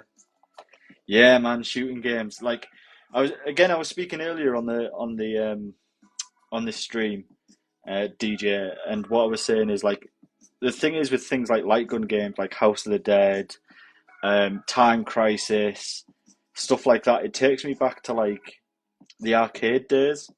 So like I always used to go to arcades as a kid, and like it was really a place that I saw to like. Don't get me wrong, I'm not amazing at games, and I'm not saying it was, but I feel like everyone back in the day as a kid kind of loved going to the arcades to show off. So like the people that could, even in the 80s or the 70s or whatever, could beat the high score in this. But like back when I was a kid, you had a lot of what you'd call like physical games, as stupid as that sounds, like in the arcade when we were kids, over here in the UK at least. So you're talking your DDR, your light gun games, like your House of the Dead, your Time Crisis, that you could just show off on and kind of have a lot of fun with. And like, as a young kid, you'd watch the older kids on it, or even just other kids your age or younger kids, like when you were a kid yourself, and just seeing them absolutely blitz through Time Crisis on £1, or like doing flips and stuff on DDR, absolutely fantastic. I used to do a lot of DDR myself back when I was a wee lad and a teenager. I used to have one of the actual arcade grade dance mats in my own bedroom, but I lived kind of in a flat with some family at the time, and I had to get rid of it because all you could hear was like the banging of the stomping when I was playing. But those were the days. I really miss arcades. Arcades over here in the UK, much like I can imagine most of the world, are nothing like what they used to be. They've just completely changed, and most of them have just disappeared, and most of them now are just kind of like cash slot machines. There's not too much fun to them. But yeah, DJ, Time Crisis, like wow, Time Crisis, that takes me back. This Time Crisis is obviously still going, same as like House of the Dead still going. There's still like there's still arcade machines being made. I'm pretty sure the latest House of the Dead game that came over was called Scarlet Dawn, I think, something like that. I actually had a go on it when my partner took me. She took me to go to. There's a place in the UK, I believe it's got 2 venues at the moment. It's called Arcade Club. Really suggest if anyone's into any form of old-style arcade retro games, check out Arcade Club Leeds, and there's also another one further down the country as well. Absolutely fantastic. Yeah, no arcades at anywhere at all, to be honest with you now, mate. So like, I um I grew up very much in the country in England, around like the seasides and that. So you're talking like your big seasides, like your I don't obviously live near there right now, but you're talking things like Blackpool, Scarborough, Whitby, where there was huge like arcade scenes that have just now it's all just kind of machines that want money or I mean you don't even see many like 2 pence machines anymore. I know this is kind of going off on a tangent, compared to we were just talking about light gun games. But you don't see many just generally fun arcade machines. It's always things that cost too much money or things that you need to win money on to play. Like, take me back to where I could pop 50 pence on House of the Dead 2 and play that. Do you know what I mean? This is looking a lot cleaner now. Not that it was too not clean, to be honest with you, but it's definitely looking a lot better. But yeah, I wish we could kind of have them arcade days back as an adult with that much kind of, at least compared to a kid having that kind of disposable income, it'd be dangerous. But I can imagine, with what the arcade scene's gone like over the past few years, it's not done well, bless it. But a lot of the old arcade games, I used to love House of the Dead, Time Crisis. I've spoke before, really into rhythm games as like kind of a guilty pleasure. If you're into like rhythm games and like proper arcade machines, look at things like the Taiko drum game. On You can actually get home versions, but like just check up the arcade machine where you actually play proper Taiko drums. Absolutely fantastic. Um, and again, what I mentioned before, even some of the light gun games that you just don't have, that aren't main staples. So like I'd consider things like your Time Crisis is like one of your big ones that's still going now. Your House of the Dead, which just had a Switch game re-release of the remake of the first game and stuff like that. Really, really cool. But I remember such games like I remember going to Blackpool once as a teenager, and seeing things like I don't know if anyone realizes this, but Silent Hill. Silent Hill had a light gun game, which completely defeats the purpose of Silent Hill because it's all just kind of like smashing guns out and shooting as many bullets as you can. That was really cool. There was only a few of them in the country many, many years ago, back when I was in my late teens. God knows if there's many now. I think they brought out a new light gun game, but like the older one, you could like shoot Pyramid Head and everything. Um, I really get passionate about like gun games because it's one of them weird things you can't really play them properly at home. There is kind of tech there to do it yourself, but like it's just not the same as being in kind of like an arcade setting. I don't know if there's anyone that's aware of like the Jurassic Park light gun game that came out many, many years ago, um, where there's actually it has certain scenes in it where you have to, you kind of it's like a QTE but for light gun games. So like you have to shoot this as fast as you can to not lose a life, and it's all scripted. There's a part in the Jurassic Park arcade game, and I swear to God this is real. Look it up on YouTube if you don't believe me. The Jurassic Park light gun arcade game takes part during the Lost World film, so the second Jurassic Park film. There is a cutscene when so in the film when there's all the guards and stuff on the motorbikes and the cars and they're trying to wrangle up all the dinosaurs in the movie. There's that as the light gun game. And there's a cutscene where you have to shoot the dinosaur up the arse to stop it crapping on you because otherwise you'll lose a life, which is absolutely fantastic.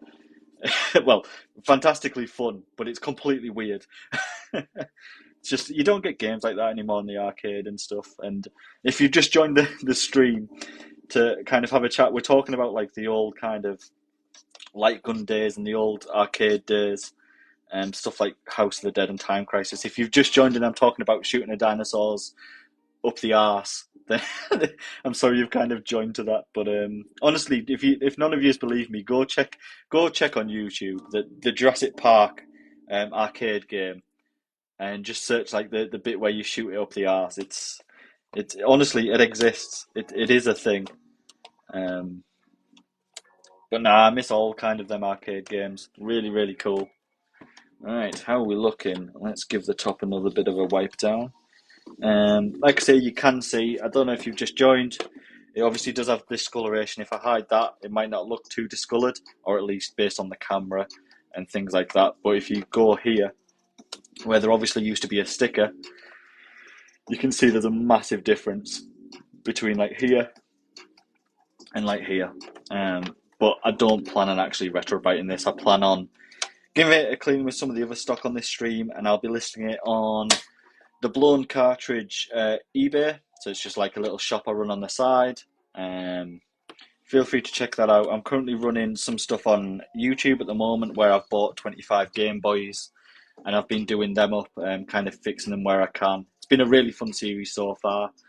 I've got that new video coming out hopefully in the next week. I've had some issue with parts, getting some parts in stock. But if anyone's into kind of thinking of getting a new modern or a done-up or a custom Game Boy, give us a shout and we'll see what we can work out. What's really cool is the next Game Boy I'm doing is going to actually have one of these put in it. Now, I don't know if anyone's seen these things before. This kind of thing would have blown my mind as a kid. So what this does is it replaces the need for normal batteries in a Game Boy Color, and it actually turns it into a wireless battery for a Game Boy Color, so you could charge it just on a wireless charger, like you can a mobile phone. Absolutely amazing. I'm looking forward to fitting that and testing that out.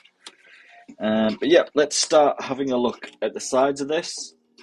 Again, not too dirty, a few scratches and a few little cracks, but that shouldn't stop the device itself. I'm going to turn it that way so you can see as much of it as you can, and let's get scrubbing.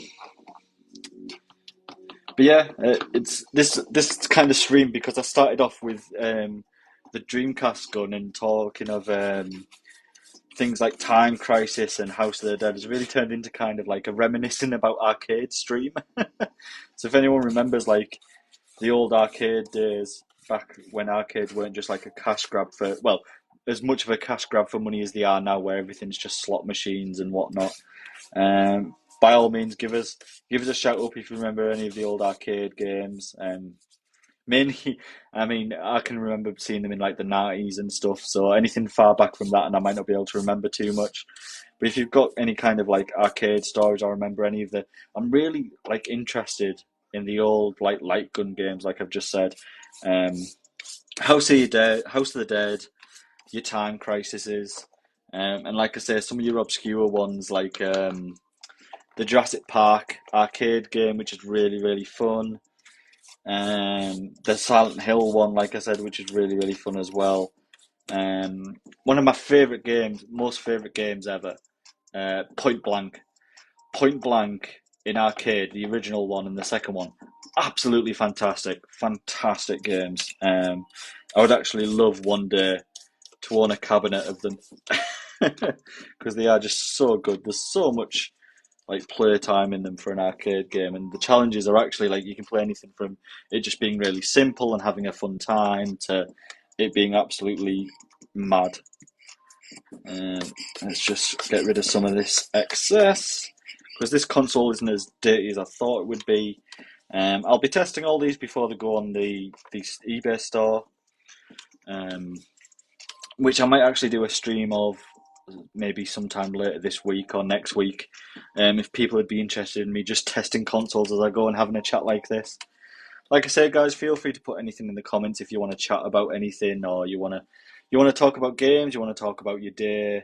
This is all just a stream just for people to chill out and zen, or talk about games, or ask about what I'm doing, or anything like that. So feel free to kind of pipe up and have a chat, and I'll respond where I can when I'm not concentrating. Sometimes I need to kind of concentrate to get things clean, just to make sure I get all the bits I need to get clean. There we go, looking a little bit better. But yeah, like I said, everything I'll be cleaning on this stream will be going on the eBay store at some point. There we go. Just try and get in the little connecting slots, because I mean this alcohol won't do anything to harm them, it'll just evaporate. There we go.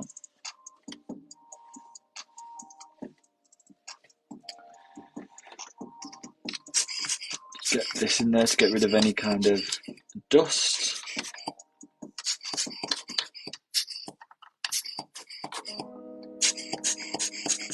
But yeah, how is everyone today? We all had like good days. Oh, yeah, let's have a look.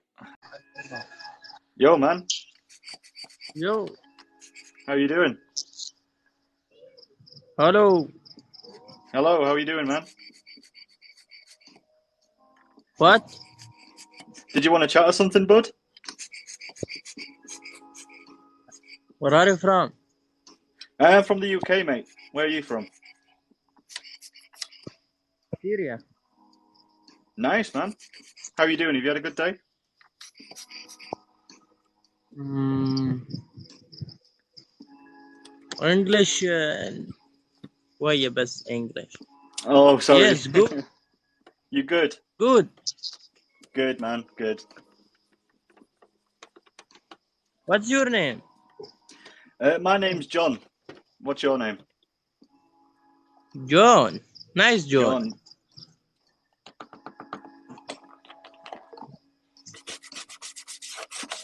What's your name, man? Khalid. Nah, nice to meet you, man. I hope you're having a good day. Good, good. Nice to meet you.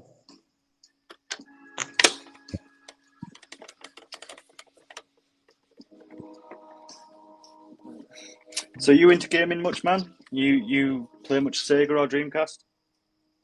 Yes. What's that? What's your favourite game on Dreamcast? You nice. Nice.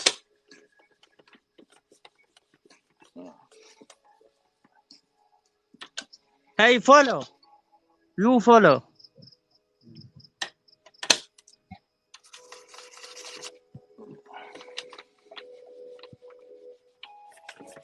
Right, this is looking a lot cleaner now. I think this is pretty much good to go. Let's have a look. See if I can get this bit of sticker off. So what kind of other stuff do you play, man? No. You don't play anything else at the moment?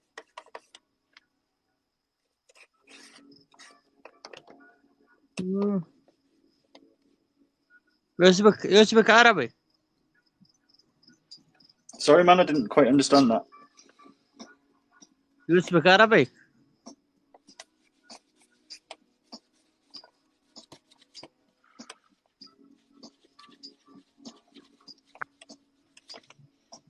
There we go. Salam. See you later, man. Take care. Have a good one.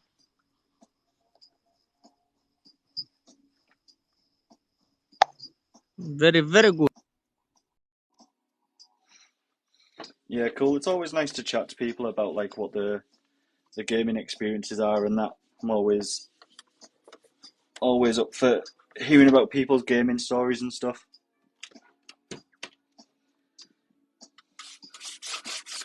Well, I'm pretty sure now this is pretty much done. I'll give it another look over before it gets sold, listed on eBay, and give it a wipe down if needs be. But I think we're looking good.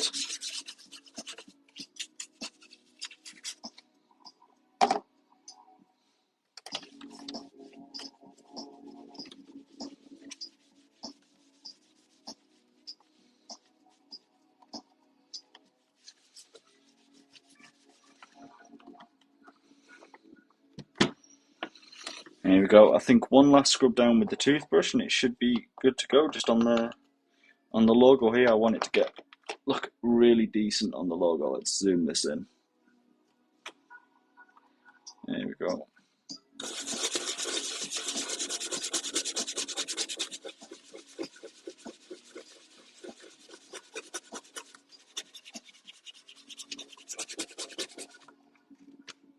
There we go.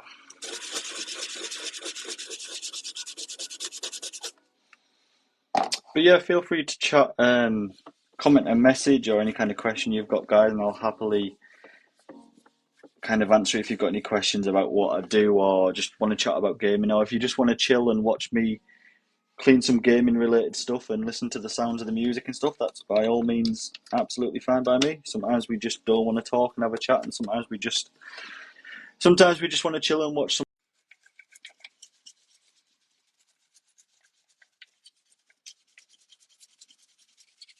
There we go, looking a little bit better. Didn't need too much of a scrub down this, just needed a bit of a spruce up.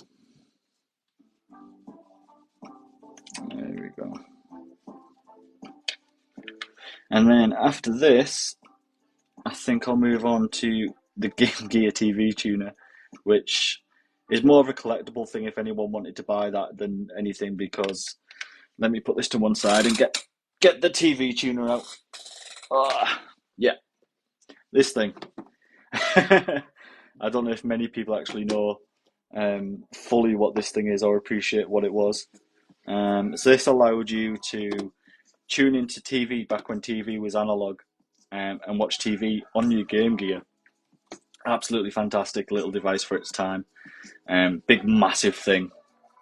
Absolutely massive for your Game Gear at the time. But it just needs a bit of a clean. I've already got this one listed on eBay if anyone's interested. But I mean, there's not much you can do with these nowadays, like I said earlier. Because TV's now gone digital rather than analog, you can't really pick up any signals. What you can do with it, which not many people realise, is let's just put that there. What you can do with it, what not many people realise, is it actually has. If I show you this, it actually has AV in. So what you can do is, if anything kind of connects to it via AV, you could technically put this into your Game Gear and play, say, I don't know, PlayStation 2 or whatever on a Game Gear, which is which is really crazy when you think about it. Use it as like a portable monitor. Really weird. But yeah, nice little Game Gear TV tuner. Look how old this thing looks like. It's just one of them kinds of things that just looks, um, it kind of looks its age. And then you've got your color switch there, and your kind of signal here, so you can get the right frequency, which again just seems so ancient. And then I've already posted a TikTok about this, but like, look at this thing, man. Look at look at how big this thing is. This thing. Let me spread it over more. Right. So one sec, I'll do kind of like a drive by with it. It's absolutely huge. Can you imagine having this kind of stuck out on your Game Gear back in the day? You'd take someone's eye out. But yeah, let's give it a quick little wipe down and a quick little scrub. I don't know if I've got many other pieces of stock that need cleaning right now, but I mean, if people want to hang around and enjoying the stream, and you're just happy to keep on chatting, or just want to keep on looking and watching, by all means, I'll try and find some other things I need to clean. I've got some PS2s. I think I've got two black PS2s in stock, and a silver PS2. All three of them need cleaning. Um, Again, guys, if you're interested in this kind of stuff, check out my YouTube. I'm doing a series at the moment where I bought 25 spares and repairs Game Boys of different models, so like DMGs, colours, pockets, that kind of thing. And I'm kind of going through and saying how much money I've made them on them all, how much it cost me for parts and everything. Um, I kind of try and be open with this stuff so people know how much it can be for them to repair it if they want to repair it themselves. Yeah, man, George, really, really cool bit of tech actually for its for its day. It's really, really cool. Um, what I'd honestly suggest for a laugh, if you can, try and get hold of one of these AV cables, and try and these ones. Get one of these AV cables, and then you can play stuff like PS2 in theory and PS1 if you've got a Game Gear. Just slot this in the back, put the AV lead in, and you'll be able to play like PS1, PS2 stuff like that on like an old Game Gear screen, which is just really weird. Um, I mean, in theory, I don't know if you could do it for things like. I'm sure you could find adapters and stuff for things like PS5s, PS4s. Um, which would be really cool to play something as silly as like Elden Ring and have it displayed on a Game Gear as like a little portable monitor. I think that'd be really cool. But yeah, this just needs a bit of a clean. Like I said, guys, this is already on my eBay. If you guys want to check out eBay, just see what kind of stuff I've got for sale, or if you've got any kind of questions, feel free. I've got some, like I say, I've got a lot of Game Boys in at the moment. If people want like custom Game Boys making, um, I've got some really cool videos coming up. And what I do is I record it for the 25 Game Boy series, put the video up, and then put them on eBay. And then, people who want to buy kind of that bit of stock off eBay can kind of see the Game Boy be made and me fix them, because if they've got broken screens or battery corrosion. And then some people really kind of enjoy to be able to watch the Game Boy being made. So I'd like to give a bit of a spoiler for the next video. For the next video I've got coming out as part of the Game Boy series. A few of you might know what this thing is. This is a Clean Juice GBC. What it does is it gets rid of the need for any form of batteries in your Game Boy Color. And it's a rechargeable battery, but if you've noticed from this bit of like wiring and conductive here, it turns your Game Boy Color into so it's wireless charged. Absolutely fantastic. Like, that blows my mind as like an over 30-year-old kid who had a Game Boy in the past, to think that it used to eat so many batteries, but now we have the technology that you can just go out and buy these things for not a lot of money, but to like wirelessly charge a Game Boy Color, like with a rechargeable battery as well. Fantastic. I'm really looking forward to that. Yeah, George, they are pretty much useless in 2022, sorry. It's definitely not 2012. Yeah, 2022, they are pretty useless.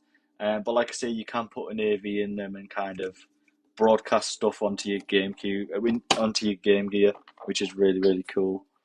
It's also like for collective purposes as well. I'm sure there's not like these aren't rare by any stretch of the imagination. I can't really think, but it's definitely cool to have it all in the box in a good condition. So if you ever find any kind of collector that wants them, I mean, just because like kind of you can't really use it anymore doesn't mean we should just kind of chuck it out. It's just a cool little kind of nod to the past. But this is pretty much clean now. I'm just going to give it a little scrub with the toothbrush to get rid of any kind of grime that might be in the little bits of grooves. Yeah, there we go. And then give it a little wipe down. And there we go. But yeah, feel free to stick anything in the chat, guys, if you want to have a talk about anything gaming wise, or you just want to tell me about your day or anything. It's like a nice chill kind of stream I plan to do every now and then, where I just clean stuff up and we have a chat. I'll talk about pretty much anything within reason. Obviously, if you want to talk about games or like fixing things up or stuff like that, by all means, I'll help out as best I can. I mean, it's always a nice thing I like to ask if people have stories about what their first ever game was, things like that, or what's been a bit of a topic with this stream, because the first item I actually cleaned on this stream was this thing, which is just a Dreamcast gun. Really, really nice condition, nice and clicky. This stream's kind of we started speaking a lot about things like, if you remember the arcades back in the day, and I absolutely love games like House of the Dead, Time Crisis, all that amazing stuff. So if people have got stories about that or can remember any of that stuff, by all means stick it in the comments and we'll have a good laugh and a good chat about it all. But that's pretty much as clean as it's going to be. I might give it another bit of clean later. Chaos, so Resident Evil 2, fantastic game. That's a really good game to start with at the age of 6. Wow, at the age of 6, my man's got balls of steel. So here's a story for you based on that comment. I obviously had a PS1 when I was a kid. The first game I got for the PS1, I don't know if anyone can remember in the UK, not the Mega Drive, what am I talking about? Metal Gear Solid for PS1. It came with a demo for Silent Hill. Now, I don't know how old I was. I was a kid. I was like younger than 10. My brain was more than ready to play something like Metal Gear Solid 1. It was not ready to play the demo of Silent Hill. I honestly couldn't go upstairs for like a week by myself after playing that Silent Hill demo as a kid. Absolutely scared the crap out of me. George, Nintendo fan slash user or Sony? Okay, tough question in this day of age. I've always been a big PlayStation fan more than most other companies. I was a Sega fan at first, then Sega obviously died a death, to be honest with you, in terms of making hardware anyway. I then transitioned to kind of like PS1, and I've been like PS1 all the way through. I still have a Switch because, some Nintendo stuff. I'm currently playing through the new Monster Hunter at the moment. Fantastic game. I'm just going to have a quick look through this and see if there's anything cool in it. But yeah, I'm not like... It sounds really, really awful. Like some parts of gaming, especially like when you talk about hardware, can be really toxic. All consoles have good games on them. It just so happens that the games I prefer are more on things like Sony. So, like, I'm a big fan of Final Fantasy and things like that. Metal Gear Solid as well. Really, really cool games like that. Um, but yeah, mainly Sony. But it's unfair for me to say totally Sony, George. How about yourselves? Are people here more Nintendo, more Xbox, more Sony? I don't feel like I'm open. I don't know. I hope I'm not opening up a kind of worms here. Something really cool. Kind of sidelining a bit. Let's put this Game Gear stuff away a sec. If people really, oh, one sec. I need to take a drink. My throat's going. There we go. Mainly because I'm not shutting up. If people are really into retro Nintendo, I've got something really cool just off screen here that I wasn't going to show off in this stream. That if you guys are enjoy your handheld Nintendo consoles, you're going to absolutely love this if you've not heard of it already. Let me just package this away. And then, like I said, if anyone wants this is on my eBay store with some other bits and pieces. I'm also doing kind of like YouTube to kind of show people how I fix stuff and how much everything costs. Not many people go into like how much things cost them and if they slip up. You normally find what I found with a lot of videos on YouTube is a lot of people kind of shy away for if they realise something costs less or it makes them less professional. But I prefer to kind of say, "Oh look, I done goofed on this. I had to spend extra money or anything." Yep, Sony fan too, George. Absolutely love my Sony stuff. Obviously, I'm into like anything. Like people shouldn't be petty about, Xbox is better, Sony's better. Obviously, there's things certain consoles are better at than others, but at the end of the day, we're all gamers. Enjoy playing what you like to enjoy playing, man. Um, but out of that choice, it's more Sony for me. Even though like the console of this generation for me is the Switch wins hands down, and I don't know how many people that's going to annoy, but just the portability and the games that you can get on it, fantastic. And as like, it's going to make me sound really old, but as kind of older than 30 guy, there's not many chances I get to sit in front of a TV and relax and play like games that you have to put like 70 hours in. Like Final Fantasy VII Remake, man, fantastic game. I stuck in a week of work to play that alone. But there's not many times you get to sit down and play it like for prolonged times. Whereas the Switch, I can have it because this isn't my day job. I do blow on Cartridge as like a side thing just because I enjoy it.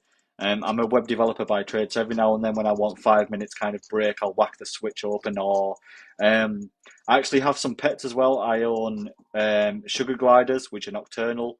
So on a night, I'll sit with them in their own little room where they have their own Viv and they play about, and I'll take the Switch in. Right, yeah, so the cool. George, if you're really into retro handheld stuff, you might already know what I'm going to show you. Does anyone know, without looking at the name right there, what this is? This is such a cool piece of tech, man. This isn't for sale before anyone asks. This is personally for me. This is my own little console. But if you love retro consoles, let me just pause the music here a sec. If you love retro consoles, retro like Nintendo consoles, you'll absolutely love what this thing is. Let me turn it on. I hope it's got charge, or else I'm going to look. Here we go. Right. Yeah, you know it. This thing is a beast. Like, look at this thing. Like I said before, if people are tuning in, oh, listen to that. How cool is that? Yeah, so cool. Um, like I said, this isn't for sale. I'm just showing this off because we're talking about retro handhelds. Fantastic bit of kit, absolutely amazing. So this isn't using any kind of emulation, which might blow people's minds. It's actually got the Pokemon Red cartridge in, and it's playing it like a Game Boy would. Fantastic for anyone who's like into like Game Boy collection. But just look at that. It even like tries its best to kind of replicate the old DMG screens. And what's even cooler about them, what you can do on the fly, is you can make them look like, I don't know, Game Boy Pocket or like the Game Boy Pocket Lite that only came out in Japan. The pinball neon matrix stuff that makes it look a bit like a Virtual Boy game, or you can have it look really, really modern. But like, this thing is absolutely fantastic, and I've just spat on the screen, which is not very fun. I'm currently playing through Pokemon Red at the moment, which is why it's in. But yeah, just how cool is this? Like, it looks absolutely fantastic. The camera isn't doing it justice. Or what is it? Oh, Monkey, that's actually pretty decent. I'm going to put this. Coolest thing about it as well, I can just put it to sleep, and then when I want to play it later, wakes up, and there we go, back into playing. Absolutely fantastic bit of kit. They're hard to get hold of anywhere, but they're even harder to get hold of in the UK. You can also get like, you can put GBA in this. You can also get adapters for things like Game Gear and things like that. Really, really cool. Darren Atari, yeah. If you're really, really into Atari stuff, and you're a little nerdy like me, one sec. Let me go grab the iPad because you need to see this. So this is the only way I can think of to show things like this. And sorry for people who have tuned in to kind of look at um, retro cleaning gear because we're going on a bit of a tangent here. But what you want to check out, Darren, if you are into a little thing called Lego, you might already be aware if you're into like retro gaming and that. You could get like the NES and stuff. Um, what you can actually get now, or very soon, when Lego release it, is you can actually get the Atari. Again, I'm not selling this or anything. We're just talking about it for a laugh. You can actually get the Atari 2600 in Lego, which is just absolutely fantastic. And it comes with like proper cartridges and stuff, um, and also like little dioramas of the game. So like, Centipede, Adventure, Asteroids, absolutely fantastic. Yeah, that was a little bit of a sideline. Right, okie doke. So I've kind of run out of things to at least clean for now. I could have a quick look and see if I can find anything else. Let me just zoom in a little bit. Um, so for people that have just tuned in, just been cleaning some Dreamcast stuff. So this nice little VMU. I've gone through some Dreamcast stuff. No problem, Darren. Like I say, I've just kind of recently started getting back into Lego as an adult, just because of how cool some of the some of the sets are and stuff. If people like kind of the stuff I'm doing now, like I say, I run a YouTube and try and do it as best I can. I've got a really fun series at the moment where I bought 25 games, spares and repairs games, Game Boys, different models, Game Boy, DMG, Color, Pocket, all spares and repairs, all kind of broken to some extent. And I'm just going through. I bought them all for 500 quid. And each video I'm going up and I'm kind of saying how much it cost me to repair them and going through what I did to repair them and stuff like that. I don't know if I've got some other stuff. Actually, I do have other stuff to clean. One thing I've missed off this list, it's around here somewhere, down here, off camera, in the realm of nothing. This could actually do with a clean as well. Let me just stick the music back on. There we go. Now that I've stopped showing off the not Atari, the Analog Pocket. Which honestly, if you're into Nintendo games, get an Analog Pocket. They are fantastic. Let's go back to cleaning some of this. So yeah, if people feel free to kind of put anything in the comments to kind of have a chat. I'll try and do these as kind of a nice chill stream for a bit of fun. And just kind of to relax myself, to if anyone else wants to relax, talk about the day. It doesn't have to be about gaming, just, don't talk about anything, anything a bit mad. Um, but kind of the theme of this stream, at least. I always like to know what people's first games were, and kind of the stories that come with them. I also kind of what's popped up a lot on this stream because it's the Dreamcast and Sega, and we've been talking about like what arcades used to be like back in the UK. And I was cleaning one of the Dreamcast guns that I've just got behind me, um, talking about like the old state of the arcades back in the day in the UK. So like playing things like House of the Dead, Time Crisis, things like that, which I absolutely love. Things like House of the Dead. But yeah, let's have a quick look over this Dreamcast controller. If you also do want to comment and you also just want to listen to me rant on while scrubbing some crap down and getting getting rid of some dirt on some old retro tech, by all means, just lurk and just enjoy. I'm going to take a quick drink because I'm wittering on far too much. Wow, George, Crash Team Racing, fantastic game. I've actually got it over there as it's the one game I've not got it in box. I use it for testing PlayStations, like PS1s, PS2s, and sometimes PS3s if they're the backwards compatible ones. Fantastic game again. Even the remake of it was semi decent. Um, I really enjoyed that, but the original one was absolutely fantastic. I'm really glad that kind of Crash came back. I've not yet played the fourth one yet, but if I remember rightly, that was this month's one of this month's PS Plus's games. So at some point, I'm going to try playing that because I love the original ones. Right, do you know what I'm going to do? I'm going to zoom in ever so slightly so you guys can see this kind of dirt that we're dealing with here that might be fun for some people to watch if you're into that kind of thing. Let's move this down a bit. But yeah, it's really good that kind of Crash has come back. It's like what we were saying before about games consoles and that. Like, I'm a Sony person, but that doesn't mean I hate any of the others. I'm just predominantly Sony. But Nintendo Switch has got it this generation for me. Just for the fact of like anywhere I am, if I've got 10 minutes or whatever, I can just sit down and play.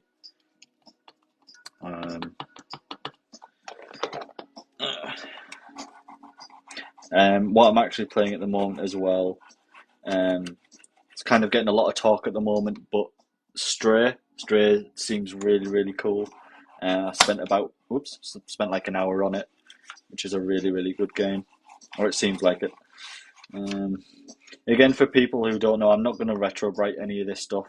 If people don't know what retrobrite is, that's no problem. What retrobrite is kind of like a chemical that you can put in these and get them to soak. Because a lot of these older consoles suffer from like being around the air and discolored and like being in the sun, etc., etc., etc., or just basically existing. They just kind of just get dirty, and you can see here where there used to be at some point a sticker compared to what over the years the colours happened with one of these. But that's fine. We're not going to retrobrite it because, to be honest with you, Dreamcasts aren't heavily sought after at the moment. There's not like some kind of obviously there's a fan base for everything, but with how much retrobrite can cost, sometimes it's just not unfortunately worth it. But this should at least get rid of all the dirt ready for when I'll be testing it. Like I say, I might also start doing videos of testing if people would be interested in just chatting like this and kind of going over while I test a few bits and pieces. I don't like to do these to kind of obviously I like to keep mentioning that I run like I run an eBay store, but it doesn't like I do it for fun. I like repairing stuff. I like cleaning stuff. I've always been into video games and learning about them. But more kind of like the YouTube stuff I do is a bit more obviously professional and whatever you want if you want to call that professional. Whereas these streams I like to just kind of chill with people, have a chat, get people's experiences. Yeah, George, Stray doing really, really well. It seems I see it all on like social media. It's fantastic that just like a cat just about a game is doing a game just about a cat, sorry, is just kind of doing so well without much like context. People seem to really enjoy it, and I must admit, like the first hour or so, I'm not going to give any spoilers out, so don't worry. But I basically got to the first town where the NPCs are, and that's really, really, really fun. Um, like say on Switch at the moment, I'm playing through the new Monster Hunter. Um, I'm playing through things like Elden Ring at the moment because I've not had I got Elden Ring on release, and I've I've just not had the time to play it. You know this. I hate to be one of them people that's like, oh, adulting gets in the way, but adulting do get in the way. Um, this is doing quite a good job on getting rid of some of this muck. Um, yeah, good. You should clean, you should clean your handheld as much as you can, George. So many people, you know, it's amazing. So you take Game Boys like DMGs, Game Boy Colors. So many of them break and people don't know what to do with them, and so many of them can just be fixed by unscrewing them, giving everything a good clean with nothing expensive. I'm using a toothbrush here and a bit of isopropyl alcohol, some wet wipes, and that can normally fix most things with Game Boys. I mean, obviously, it's not going to fix things with like screens and that, but so many people sell Game Boys as spares and repairs when all they need is just a good clean, man. Like, you think about handhelds the same as you should think about controllers, where like, we all try to have as clean hands as possible, right? But sometimes, sweat, dirt, dust, especially when you're using your hands on it all the time, just get into it. There's so many Game Boys you can find where people are selling as spares and repairs, where they're like, oh, the start button's not working, or they don't power on, and stuff like that. But honestly, kind of getting them, opening them up, giving them a bit of a scrub nice and gently, and 9 times out of 10 they just start working again. Um, don't kind of take my word for it or hold up on anything. Don't go out buying Game Boys, and if they don't work and you can't fix them by cleaning them, don't hold me to anything.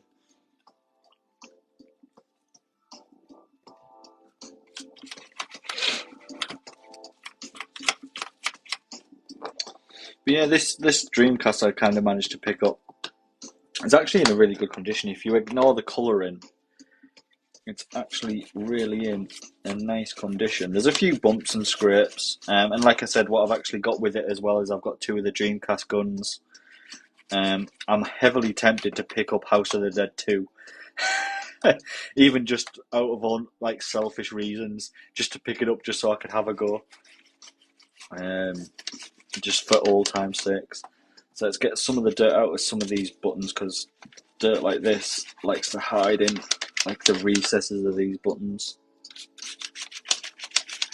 Tell you what I'm going to do. I'm going to take one of these ear pokey things, and I'm just going to try and get out as much of it as I can. Does look like some of this is a bit stuck. Yeah, some of that's not coming out. Right, back to the toothbrush. Let's give it quite a vigorous rub. We were. There we go. That's kind of got it coming out. Sometimes you have to be a bit kind of forceful with these. You don't have to worry about them too much. I mean, obviously they are. I mean, I suppose you could definitely call Dreamcast retro now, but stuff like this you can actually be quite harsh with. I mean, they're obviously meant to be played with anyway. And sometimes you just need to. And obviously all I'm using is a kind of a normal crappy cheap toothbrush, and some alcohol, which doesn't really bother much. Even if it was to get into where the electricals are in the board, it'll just evaporate over time.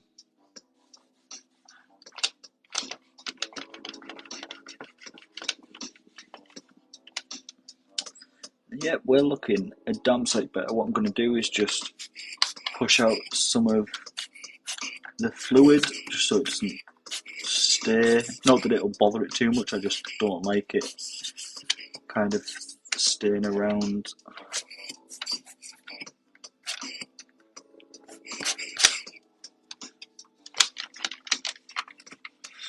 There we go. let's see if we can get a bit more dirt out of here.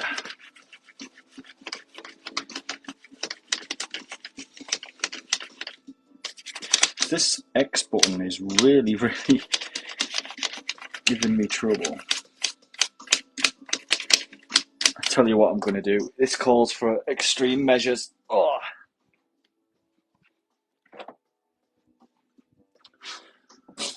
Right. Let's zoom in, because I'm using this as much for me as I am for you, seeing what you guys say and do. Let's see if I can just get this in here and kind of get that out. Just give it another quick puff. See if I can loosen up any of it. Come on. There we go. That should get rid of the majority of it. Let's give it another quick scrub down, zoom back out a little bit.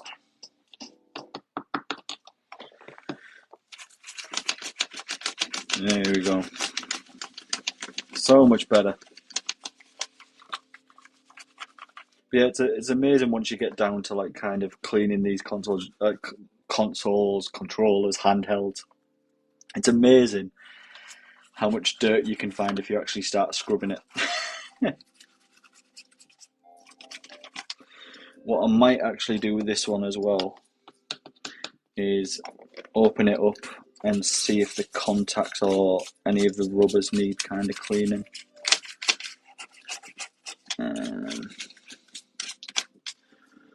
Let's have a look.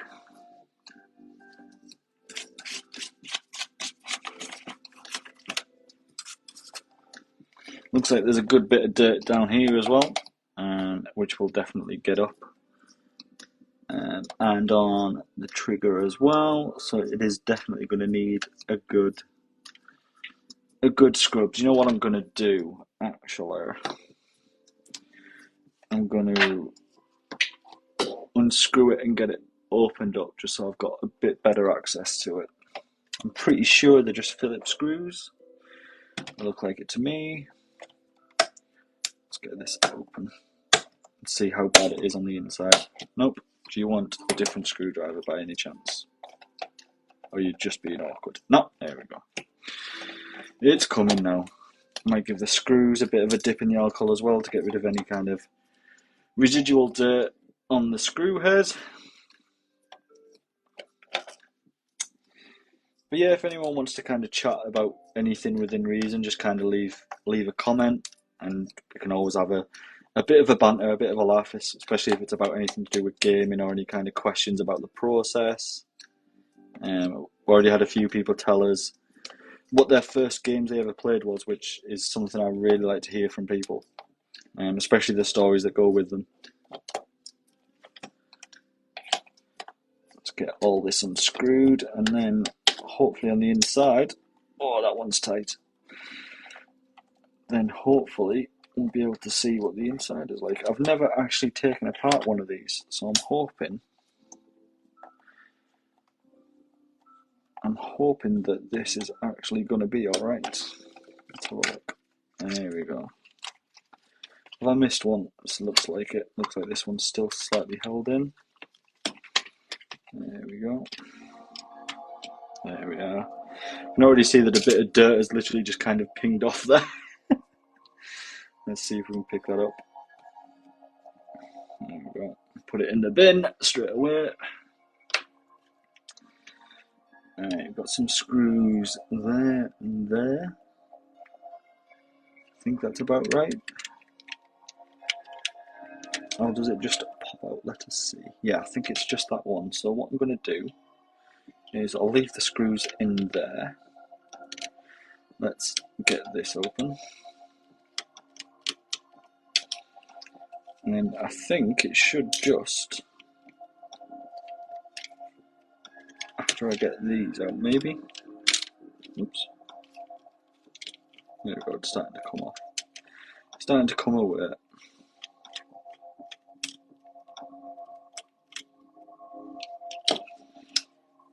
And then we'll give it all a good scrub down.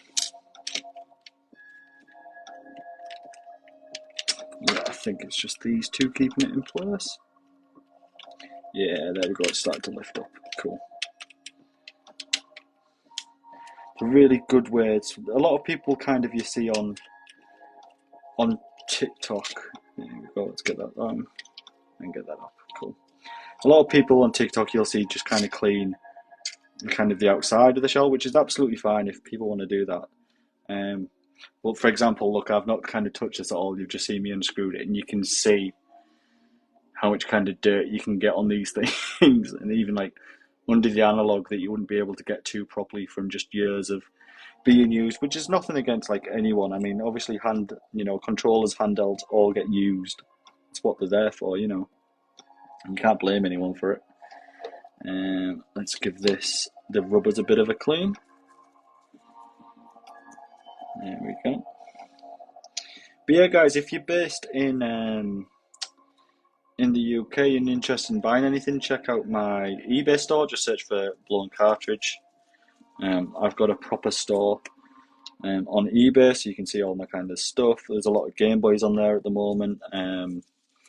I always allow everything up for offer, just because, to be honest with you, I do this for kind of like as a hobby, and sometimes people can't always pay for the extortionate bit of nostalgia that people charge for. But if people are interested, I do have a coupon you can use to get 10% off. If people want it, then give me a shout and I shall tell you it. Because at first I'll need to remember it. Luckily, these rubbers are in focus, please. Thank you. In pretty good nick. They seem all right to me. They'll work absolutely fine. But it's always worth kind of opening everything up and giving it a rub down.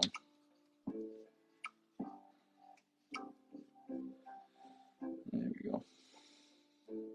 So yeah, there's the many people here that kind of had the Dreamcast back in the day. I've kind of already said on the stream that like although I was a massive Sega fan as a kid, like Sonic the Hedgehog over everyone else for me. But when the Dreamcast came over in the UK, I didn't have one. I was already on like say the PlayStation and the PS2. But I'm always interested to hear what people think of, or any kind of like memories they've got of the Dreamcast from back in the day, what kind of games they first got. I always remember, it's really weird, I don't know if people can remember back when like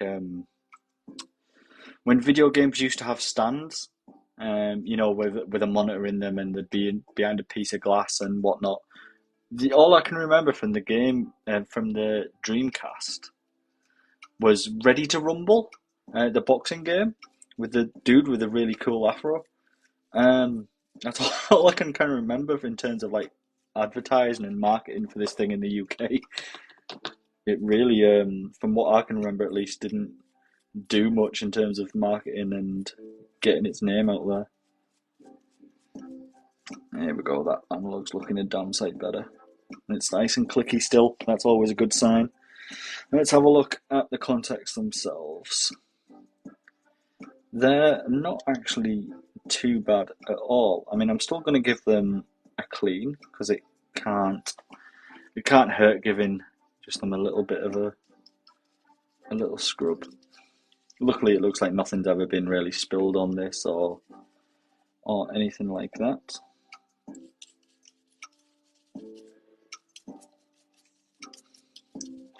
Right, now that's the kind of delicate stuff done. Let's put this to one side. There we go. Right, let's do the more stuff that's definitely going to be dirty. Let's tip this upside down. Let's put that to one side as well. Let's see what the side of the buttons are like. Actually, really clean, to be honest with you. I don't know if it's just because I scrubbed them beforehand, but we'll give them a little scrub anyway. There we go. There we go. Right, how's this looking? Yeah, you can see. So So you take kind of what I said before, where you couldn't see the dirt because the controller wasn't dismantled. So if you just saw this, you'd be like, "Oh yeah, this is pretty clean and whatnot." But then you take it apart, and although it might not seem much, but it's you don't want that kind of dirt there if you can help it. Let's give it a scrub down, get rid of anything we can, get some air on it as well.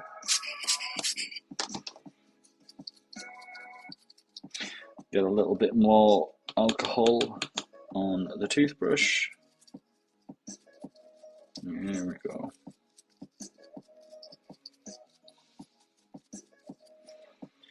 Looking a lot better. Give it a wipe with this just to make sure we've got all of the dirt off it.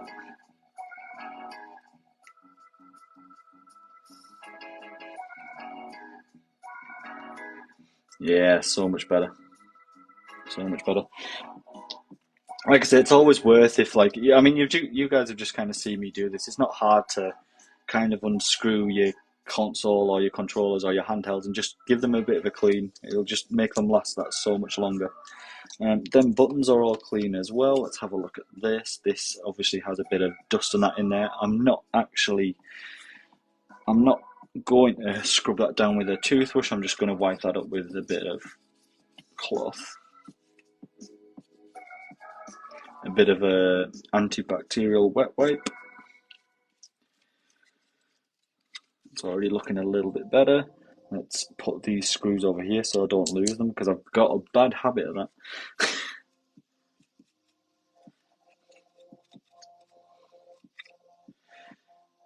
But yeah, if anyone wants to chat about anything, just stick it in the comments. I do these streams you're more than happy to just kind of not say anything and just listen to me witter on and moan on and talk about crap, or just listen to me and watch me clean stuff. But if you ever want to chat about anything, within reason, obviously, feel free to just stick something in the comments. If you've got any questions about what I do, how I do it, why I do it, how you can get into it, because I'd like people to fix as much of their own stuff as they can, because why not? You should be able to at least know how to do it if you wanted to.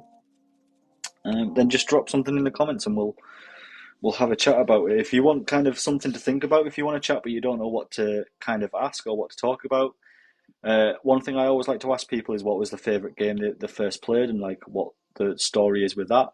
And something that's been quite big on this stream as of lately, especially with me doing Dreamcast stuff and the Dreamcast guns.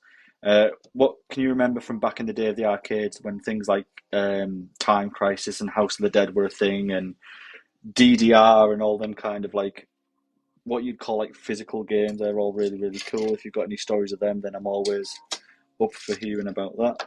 Let's just tip this down to get the screws out. Should be 4. Yep, 1, 2, 3, 4. And you can see that even by unscrewing it here, you might not be able to see actually because it's on the screen, but you can see that there's dirt here as well that just by unscrewing it just falls out. Yeah, feel the taste. Time Crisis, fantastic game. I remember playing, is it Project Titan on the PS1? Which only came out at home, I believe, on home console. That was a really cool game. For me though, if we're talking light gun, it has to be House of the Dead 2, or if people can remember Point Blank in the arcades and on PS1, fantastic light gun shooter game, which was really, really fun.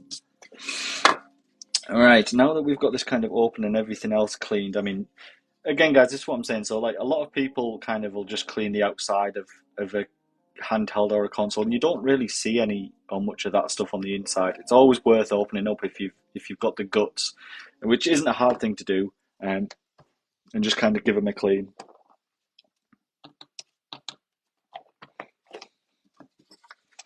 So you'll see here. I'll hold it up. Yeah, Point Blank. So if you need to remember Point Blank, it was quite cartoony in graphics, and the two mascots were a very small and rugby ball shaped head guy, and the other dude was really tall and had a longer taller head, and they had a small patch of hair, and it was a really, really good game. It was like a challenge light gun game. It was really, really cool.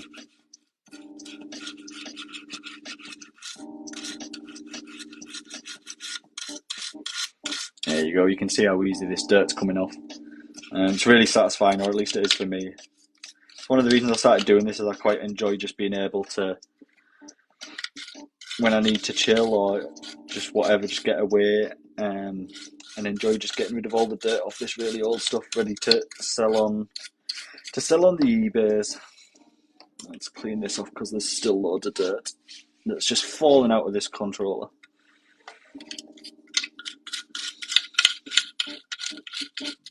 But yeah, I never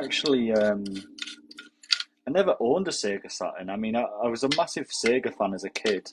Like I said, played Mega Drive. Sonic 2 was my first ever game ever. Yeah, Doggy, it's a Dreamcast controller. I'm going through some random stock at the moment, so I've already cleaned the console itself.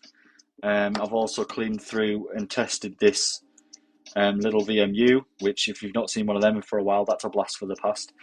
I need to put that back to sleep actually, so the batteries don't die. I've also cleaned some of the Dreamcast guns, which is why we're talking about like kind of light gun games. And I've also cleaned on this stream. Let me just go grab it.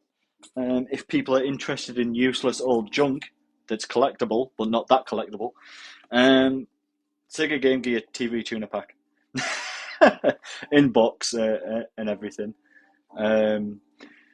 Again, these are pretty much useless now unless you're a collector, because obviously there's the whole TV analog digital switch over. But what a lot of people don't realise, I don't want to take it out of the box to show you, I might be able to find it on here. No, I can't.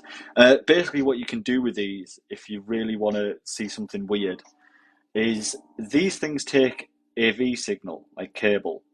So what you can do is, say, the PS2, for example, with AV, if you get the right connector, you can put this TV tuner in your Game Gear and put like your 8 batteries in the Game Gear and then wire the PS2 up to this, so it would display PS2 games on the Game Gear screen, which I have tried it once with SNES, and it's absolutely fantastic. Yeah, I mean, selling loads of games, that's kind of like that's kind of what I did, to be honest with you. So my story with Blown Cartridge is about to come to being around for a full year, and I just do this for a laugh. I enjoy doing it. I enjoy coming across the games I do. And we've all been there when we were younger and sold really, really rare games, but they weren't rare at the time for like, I don't know, a £5 or something. And then it turns out that's really rare, and in 20 years' time, it's worth like £100 or something. Yeah, so using toothpicks feel the taste. So I was kind of saying this before, so it's quite satisfying to using like things like toothpicks and stuff. My kind of take on it is you find a lot of people on TikTok. So what you're talking about is using it like this, right? Is kind of, you've got the dirt there in focus and doing stuff like this, right? It's like kind of going away at it. So that's really cool. I find that most people seem to do it on the TikToks and the videos just because it looks satisfying and good. What is actually the best thing I found, like I said, toothbrush, a little bit of alcohol on it that I've just splashed everywhere, but and then just watch how fast this kind of goes down.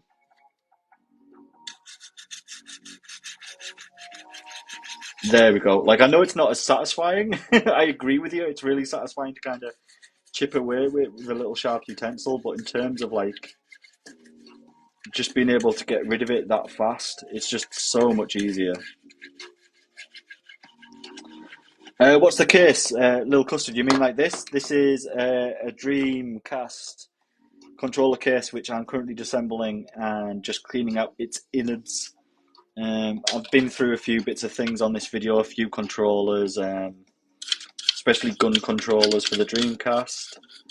I'm just opening this up. It's not actually broke, this one, as far as I'm aware. What I normally like to do is when I get stock in, is I give them a clean first.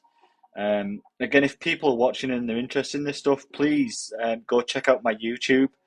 I'm currently doing a series at the moment because right behind me off screen, I bought a box of 25 Game Boys that are all spares and repairs, all broken in some way, shape or form, for £500, which seems like a lot, but it's 20 quid a Game Boy. Um, so what I did then is on YouTube, I've got a series where I'm going through each one by one and showing exactly how I repair them, how much it cost to buy the parts and stuff like that, and exactly what I've done to each one, and then I'm selling them on eBay. And then I plan, once all the 25 have sold, is I plan on doing a full-on video where I show how much I sold them for, how much profit I made, just kind of open it up to people that might want to get into it or might want to repair stuff. Yeah, you can use acetone. I mean, people like all kinds of stuff. I've heard, I use alcohol just because that's what I prefer. It's what I've currently got in stock at the moment. It's what I find I use best and works best for me. Some people just like to use it with like these, which are just antibacterial wipes, which again work really well. I found what works best for me is basically, let me show you an example. I've not really cleaned the back of this controller yet. I'll try and give it a good scrub, kind of like this, to get rid of all the dirt and things like that.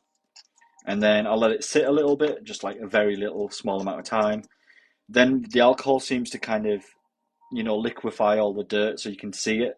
And then just a little bit of anti-bac wipe, just kind of collects it all and makes it look really clean.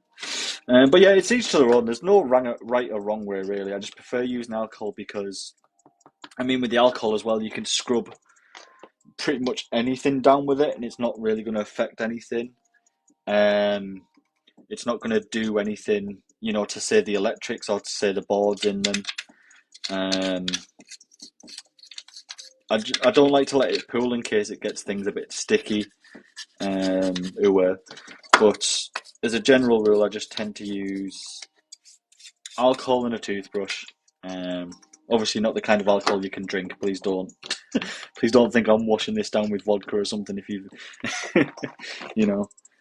but yeah, you can use a toothpick. You can use I rather than a toothpick, I kind of use these. These are kind of like old little pinchers that I use for stuff. I've got a new set, so I just use this as like, if I need to get something like, say, that out, that's a bit of a struggle for me to get out. But toothbrush, a bit of alcohol, and you'll be amazed kind of how well it works. Some kind of stuff I've been speaking to a few people as well. If you kind of want to chat about all this stuff, or chat with me, or request an item, or just generally want to hang out, I've started a Discord up. You can find the link kind of on my YouTube and things like that. And we just kind of chat about it. But we've been speaking a lot about the moment, or at least in like close circles, and I'm seeing a lot of stuff on TikTok at the moment, which is stuff about people thinking that the retro game market's going to crash. And that's been tying into a lot of people saying stuff like, what, not to me personally, people are actually quite nice with the kind of stuff I do. There's a lot of people coming out and saying, people that do like what I do are basically, it's easy money. You kind of, you're buying stuff on the cheap and selling it for more, but we've got collectors and stuff. But, it's a lot of effort actually goes into this kind of stuff. I mean, like, I've been streaming now for, we're coming up nearly 3 hours, I think. Bloody hell. Coming up nearly 3 hours. You just lose time when you do this. And this has just been cleaning, like, say, one controller, a VMU, a Dreamcast. Like, it takes a lot of time. But going back to, like, people talking that the video game market's going to crash, or at least the retro game market's going to crash, I actually don't think it's going to happen. So my interpretation of it is the market itself as a whole, in my opinion, won't crash. What people should be worried about, so you'd say, for example, let's take a really good example. Sorry about that, just had a phone call. So let's take a really good example. So Pokemon. So because of the pandemic and because of nostalgia, everyone was going out and buying Pokemon games, right? Um, the past few years, and Pokemon games always hold a lot of money, especially when you're talking your red, blue, yellow, fire red, leaf green, soul silver, silver gold, all the kind of retro-ish Pokemon, right?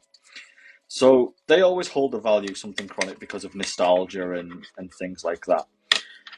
But what would the only thing that'll kind of bring that cause that to crash was if Nintendo do things like what they're doing at the moment with emulation on Switch, where you can play some of the older games. And I think it happened just the other day, so I don't think the market's going to crash.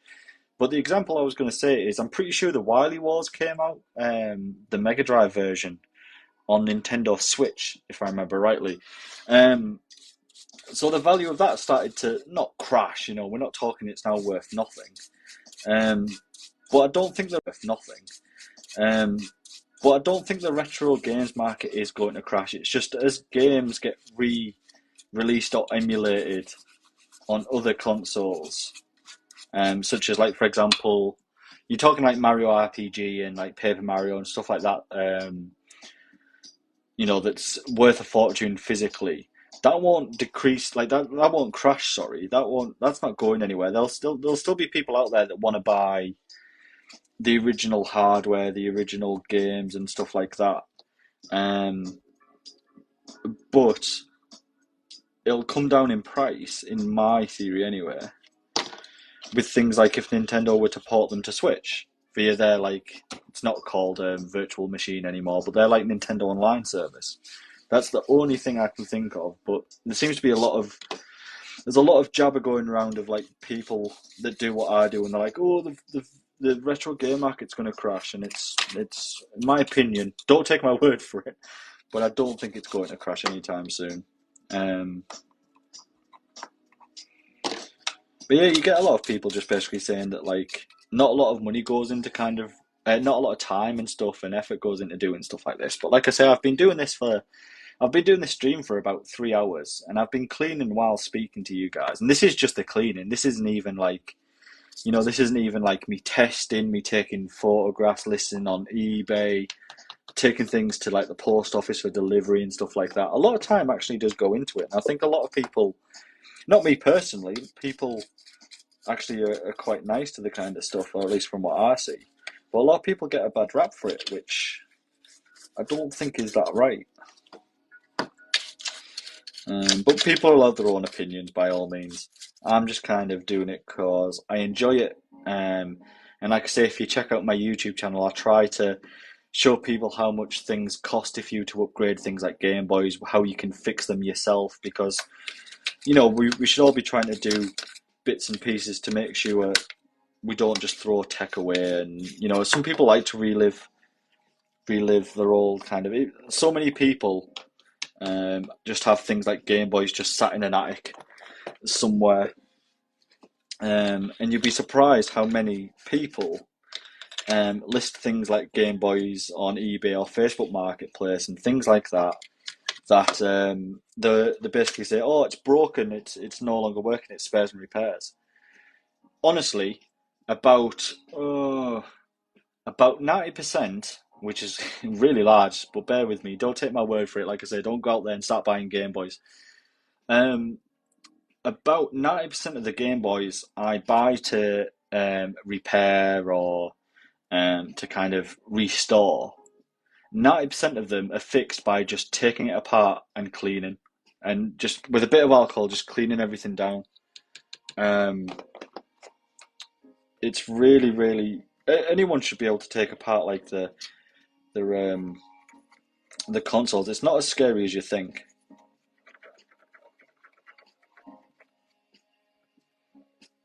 Yeah, exactly. Like, Phil, you're absolutely right. Like, I've got certain games. Like I was just talking about earlier on the stream. So this cost me an absolute fortune, and like I said, this has got nothing to do with like Blown Cartridge, the business or anything. This is my own. This isn't for sale. But like playing Pokemon Red on this, absolutely fantastic. To be able to play it like the proper game itself, no kind of emulation, and just having the game like itself to play. It all comes down to how much people want to play. And if a game didn't sell a lot, so it didn't have a lot of copies made, and things like that, right? So, I mean, it's the same with anything else. It's not just retro games. If something's in a lot of demand and there's not a lot of it, the price goes up. It's kind of how it works, isn't it? Right? It's just modern, kind of how money works.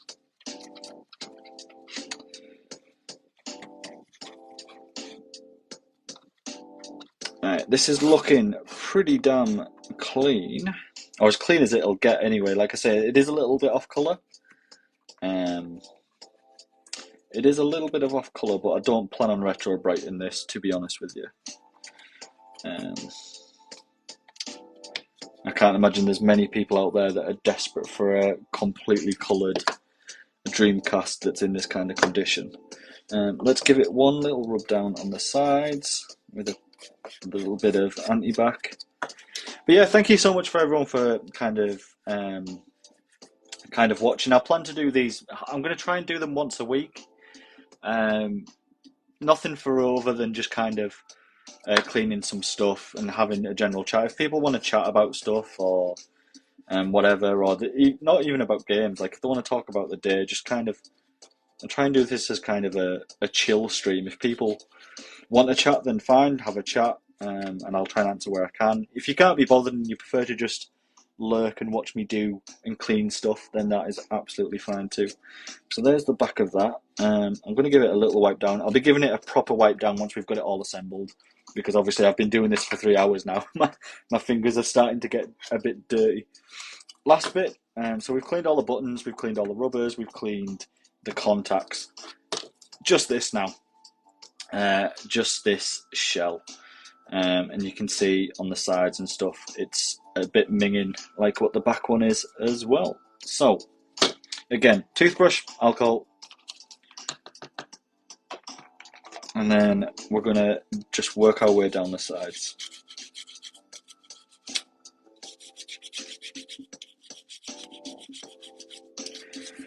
And then this should loosen up all the kind of dry muck. So if people don't really know what to talk about, if they want to talk about all, some things we like to talk about on the stream, or at least I like to know, is I always like to know what people's first ever games were. We've been speaking a lot about kind of like what arcades were like back in like the 90s and the noughties and stuff like that, back when like House of the Dead was a thing, Time Crisis, DDR, things like that. So if anyone's got stories like that or stuff, I mean, feel free to pipe up and we'll have a chat. Also, it's cool to know what people are playing at the moment. So, for example, I'm currently playing through Sunbreak, the new Monster Hunter DLC on Nintendo Switch, which is absolutely fantastic. As you just saw as well, I've got an Analog Pocket and I'm playing through Pokemon Red. Because it's not long now until we get a new Pokemon game. So I'm looking forward to that coming out sometime soon. I think it's in November, isn't it? November, December? Something like that. Right, this is doing a really good job.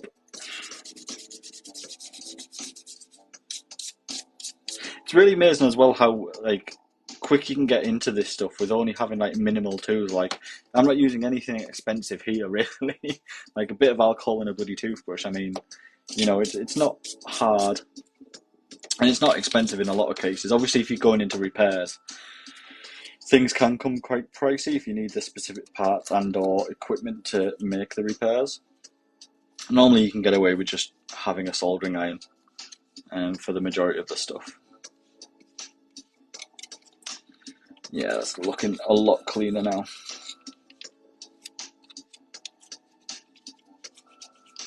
Right, let's start continuing around the edges.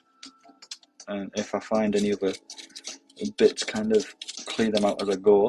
What's always really bad with controllers as well, you can't see it too well. You might be able to see them a bit more if the camera wants to focus here. so you can see how minging.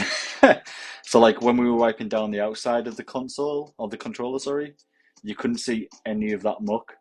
And like here you can just see how bad it is once you actually open up the controller. So let's do our best to get rid of most of that. So I'm going to continue around the outside. Where was I? I was somewhere around here. And then I'll use an earbud to kind of get into the more harder to reach places. But for now, this should get rid of most of the dirt, slowly but surely. There we go.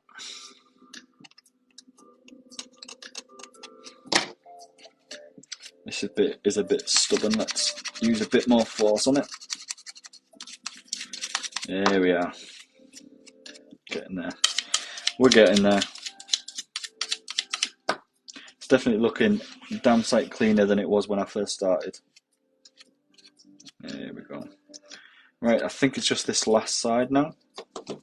And then we'll start looking at cleaning bits of the front and the bits where the actual buttons and contacts would be. But for now, let's just get this bit clean.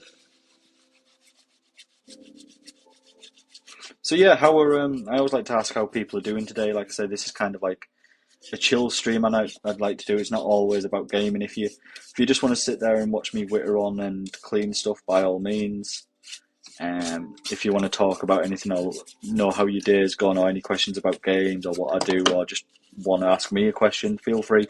Stick something in the comments, and I will answer if I can. But if you're happy, just kind of listening to me hark on about random stuff and cleaning bits and pieces of old retro tech, then you're more than welcome to stay along for the ride as well.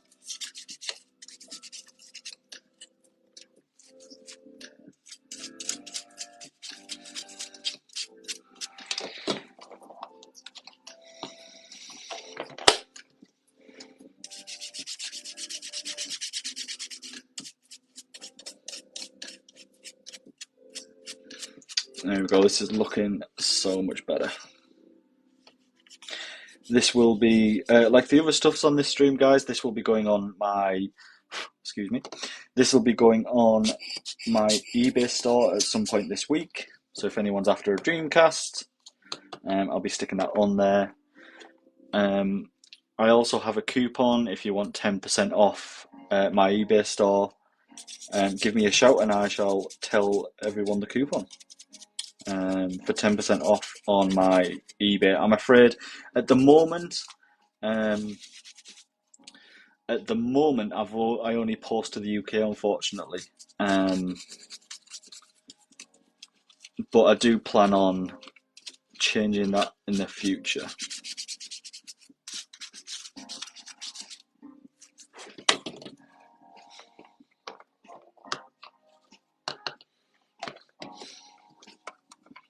There we go. So we're going to start moving our way into where the buttons would be, and the analog and the D-pad and stuff, and just get rid of some of that dirt there as well.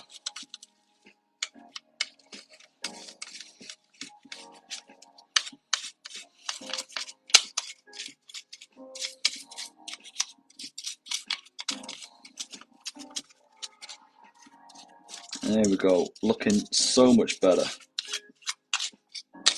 What I'm going to switch to now is one of the earbuds, just so I can get a bit more control over what I clean. There we go. And again in the little D-pad shape.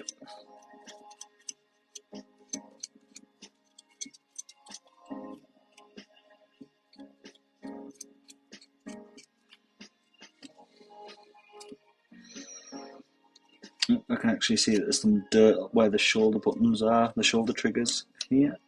Let's get rid of some of that.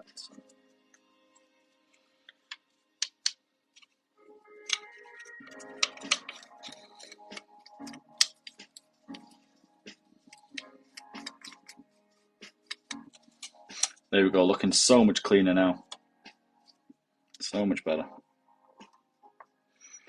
Let's move on to the buttons. Nearly there with this, won't be that long, and then this will be well, it'll be as clean as I can get it, and then I'll be reassembling it. Then I'm afraid, guys, after that, I'll be stopping the stream because I've been going for about 3 hours, and I thought I was only going for about an hour. So, like I say, I'll stay on the stream until I kind of got this reassembled. Um, but if people want to follow, just for the next time I do one of these, or feel free to check out my YouTube where I post more coordinated videos, let's say.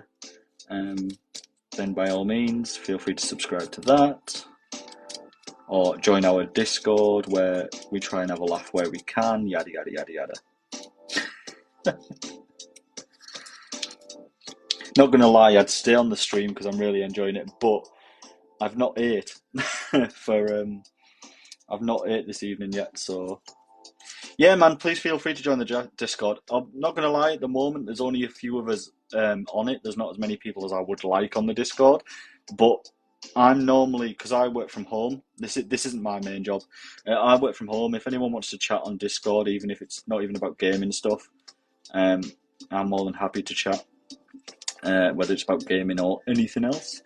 I also post stuff to Discord in terms of I like to do a lot of kind of on the side. I'm trying to get better at doing like proper photography for gaming photography, not like normal kind of photography. So I like taking photo of like consoles in specific lighting and positions and whatnot. So I kind of post that. Also, I try to post stuff like that I might be listing soon on eBay. So anyone on my Discord gets a chance to buy things before I actually list them on eBay. I like to give everyone the chance first before it goes to the general public, as it were. In terms of the stuff I get in, I do sometimes get some really rare stuff. For example, there's two things I've got in at the moment that are a little rare, or at least a little unusual. Now, you might not seem it just from this Dreamcast controller, but let me go grab one of them. So, on my stock shelf over here, I've got something really, really unique. So, I don't know if anyone really kind of unknown PC game, black and white. It's basically like a God Sim, made from back when Lionhead Studios were a thing, and EA was okay at making games and publishing. But yeah, I found this on eBay ages ago, which is signed by all the devs who made black and white, many of which went on to do like Fable, and they're still making games at the moment. Absolutely fantastic. I love this. Like, it's such a cool thing. Like, all hand signed by the devs. Absolutely fantastic. In terms of more rarer, well-known stuff, I don't know if people have seen the anniversary PlayStation 4 editions. So I think it was the 25th anniversary. So I'm talking the actually, let me get the iPad and I will get one up just in case none of you guys have seen it. So, I've not got it on sale or listed at the moment, because it's such a kind of like a rare item. So if I get this up here, play 1 second, PlayStation 4. Let's see. Yeah, so I don't know if many people have seen it, but I'm talking about this. So I haven't got too much of a good image here. I've actually got one of these in stock, and there was only like 12,000 of the buggers made. They are pretty damn rare. I've actually got one in stock at the moment, but I've not listed it or anything just because of basically how rare it is. It's hard to kind of say how much money it will cost. But that's an absolutely fantastic thing. Yeah, it didn't get released that long ago, to be honest with you. I always wanted one, and obviously because there was only 12,000 of them made, Joe Public couldn't just like get hold of one. You had to like know someone or win a contest or anything like that. That one, the one that I've actually got that I'm just talking about there, I actually bought off what they told me was an ex-PlayStation dev for one of the studios in the UK, um, which is why he had one. Now it's like has been used, and it's not brand new in box or anything, um, but it is in its box and in really good condition. And it's lovely to see like all the little X's and the O's and the triangles and the squares on it, and like the grey. It's just fantastic. I've only got it out of the box once because I'm scared that like I scratch it or something. But yeah, there was only 12,000 of them made, and I've got it like sat behind me. And I can't bring myself to list it just because of how rare it is.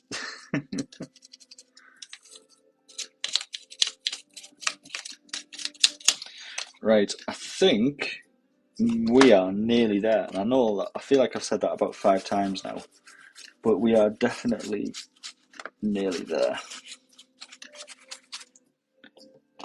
Yeah, Phil, I plan to keep on hold of it for a good bit. I mean, um, like, I hate like people that kind of charge up ridiculous amounts of money on gaming stuff. It really like irritates me, especially on newish stuff like that.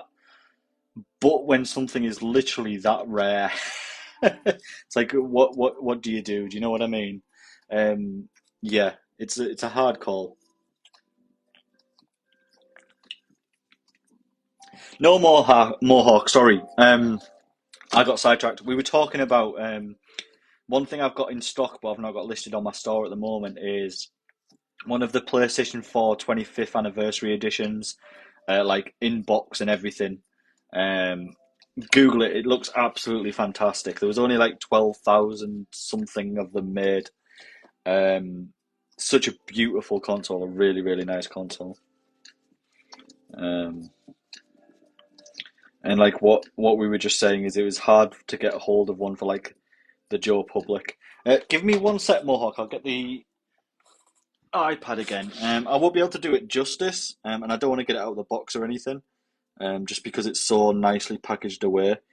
But what it is, if I can just get it on the iPad up here, let me open this up.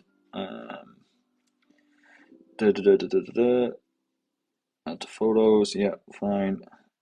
So, if I show you this, you might be able to recognize what it was. So, it's this thing. So they only made like 12,000 of these. It came with like the camera, everything was like the PlayStation Grey. You can't see it too well on the picture, but it's all like X's and O's. There was only like 12,000 made for like the 25th anniversary of the PlayStation 1. Absolutely stunning console. And like I said, there was only 12,000 of them made. Pretty rare. Um, and what I was just saying is I've opened the box once just to test it and just to make sure everything was there. But I didn't play with it or anything.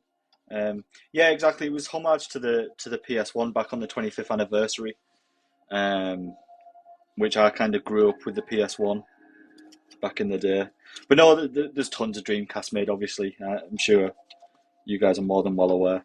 Um, like I say, if you guys are interested in this stuff or like just want to hear me natter, I've got Discord. Um, I've got YouTube where I do more proper videos. I've got the eBay store. Or feel free to add me on TikTok. Like I'm always up for like a chat. I like to hear about people's experiences, like people's first ever games and stuff like that. Man, Twisted Metal, that's a game I've not heard for a long time. If I remember rightly, wasn't Twisted Metal getting a movie or a TV show or something like that? Why do I feel like that was a thing? I feel like someone was making that. I think it was when Sony announced they were making their movie studio. Maybe I'm wrong. But nah, Twisted Metal on PS1, fantastic game. I was just telling the story earlier in the stream. Um, I was telling the story of when I first got a PS1 here in the UK. I don't know about the rest of the world, but the first game I got for it was the first Metal Gear Solid. Absolutely, obviously, fantastic game. But I mean, I was only young. I was very, very young. I was like, well, I was younger than say 10 or whatever. I couldn't tell you how young I was, but I was young. Um, anyway, the copy I got of Metal Gear Solid 1 for PS2 which my brain at that point was more than happy to play Metal Gear Solid. There was nothing in Metal Gear Solid that scared me at that age, and shooty shooty bang bang whatever. But it came with a demo of Silent Hill 1, which is like the first part of the game um, up until the first time the sirens go off, and you see the squeaky wheelchair and the small children-esque like zombie things. Scared the crap out of me.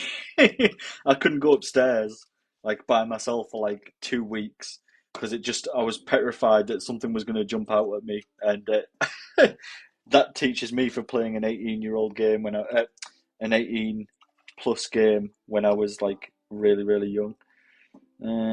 Right, so let's start reassembling this. Now, let's remember where these go. So, normally in consoles like this, let me remove some of this fluff. Normally with consoles like this, they just go into the slots. Yeah, because I've completely forgotten. There we go. So that's B. This one is Y, I think. Yep. And this one is this one. And this one is A. There we go. Yeah, man, demo discs, like so many cool games. Like it's so weird now. Like I can't tell you if I've since the age of like digital gaming, whether I've ever bothered downloading a demo. But like when you used to get demo discs in magazines, in Serial, with other games, like so one of like my other favorite games of all time, Burnout 3 Takedown. Absolutely fantastic game, fantastic arcade racer, and then the crashing levels on that absolutely brilliant. But I had a demo of it from some PS2 mag, and I played it religiously. Like it was only a demo; it wasn't the full game. It was basically the same level over and over again, and I could only pick from like two cars. But it was so much fun. It was absolutely fantastic just to be able to play that much of a game over and over again, over and over again. Sorry, it's so much fun. Yeah, like the Burnout series obviously stayed semi good, but I feel like it peaked with Burnout 3, just because of them crash missions. Like I remember the one where I'm sure there's one where you have to get in like an F1 Formula One car and basically smash it into tons of tuk tuks, and it's just such a fun mode. But yeah, so we're nearly kind of done with this now. Again, I didn't expect to be on stream as long as this. I expected to only stream for about an hour, but I think it's been about 3 hours. I will have to go after I've made this because I've not ate this evening yet, and it's like I think it's like 7:30 or something in the UK. But yeah, we're just gonna get these little triggers cleaned. I'm gonna switch to the toothbrush because that does the job better, and then we'll continue reassembling it. And like I said, if anyone kind of is interested in what I do, feel free to check me out on YouTube. Even just follow me on TikTok. I try and use TikTok for daft little silly videos, and I try to use YouTube for like proper videos, if that makes any sense. Or like I say, join our Discord. There's not many people on our Discord, but obviously as we grow over time and have a chat, and if anyone wants any questions on how to repair stuff or any suggestions, I'm more than happy to help where I can. Because I'm not kind of doing all of this. I'm doing this because I enjoy it, right? I'm not doing it to take away from the fact that, like, I'd like to help people fix stuff where they can or clean stuff where they can, because, some of it's really easy to do. You don't need to kind of have any mad experience with electronics or anything, right? But feel free to chat us any way you want. If what I do for a few select people as well, if you're interested and you're based in the UK, I do game sourcing. So if there's particular games you're after, I'll obviously try and source them for you in a goodish condition. I sourced something for someone the other day, something a bit rare. I don't know if any Pokemon fans are watching, but there is the Pokemon Special Edition Game Boy Color that came out that had Pikachu and Pichu on the front of it, and Pikachu's cheek lit up for the power.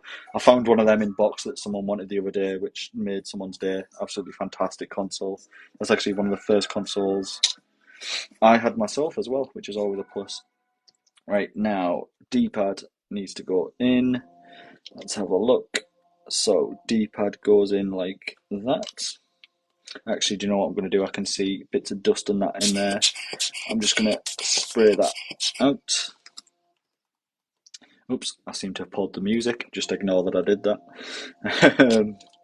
There we go. So we got it like that. And then let's start getting in things like the rubbers. So you've got this for your D-pad. It's just popped over on there. I'm just going to pick it up just so it can fall down nicely without the D-pad pushing back. Yep, that looks good. It'll push up a little bit, but not too much. We've got a rubber for this as well, which looks like it goes on any way it wants to go on. It's all the same. Again, just going to lift it up and push that down. There we go. And then the last little rubber for the actual buttons. There we go, all in there. All good. But yeah, feel free to kind of join in on any of these chats, guys. If you just want to kind of hang around and listen to someone speak while there's some chill music going on and someone drones on about random stuff, then feel free to just listen in and chill. If you want to talk about anything, feel free to kind of talk up. I will be closing the stream off once I've got this kind of all put back together because I've been going for a few hours now and I am very hungry. So if anyone wants to talk about anything right now, by all means, within reason, don't go asking me any kind of loaded questions. Right, let's fit this in. So if I remember rightly, this goes in like that, very carefully like that. Oops. There we go. Like I say, this is the first time I've actually disassembled a Dreamcast controller. I don't tend to find much Dreamcast stuff nowadays. Not at least here in the UK. Come on. Come on. Tell you what, if I lift you up, is that better? There we go. Alright. Right, cool. Let's start screwing this back into place. So, sometimes you'll find that you have quite dirty, finicky screws. Best thing to do to them, I've got some of that alcohol off screen. You can give them a scrub if you want, or just give them a little dab, a little bit of a scrub. Look absolutely fine.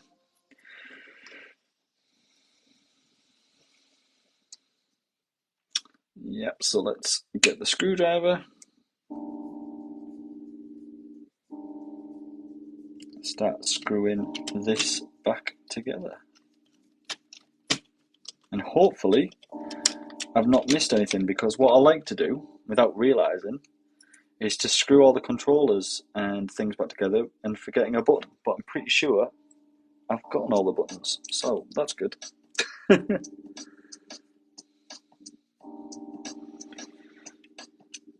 we go.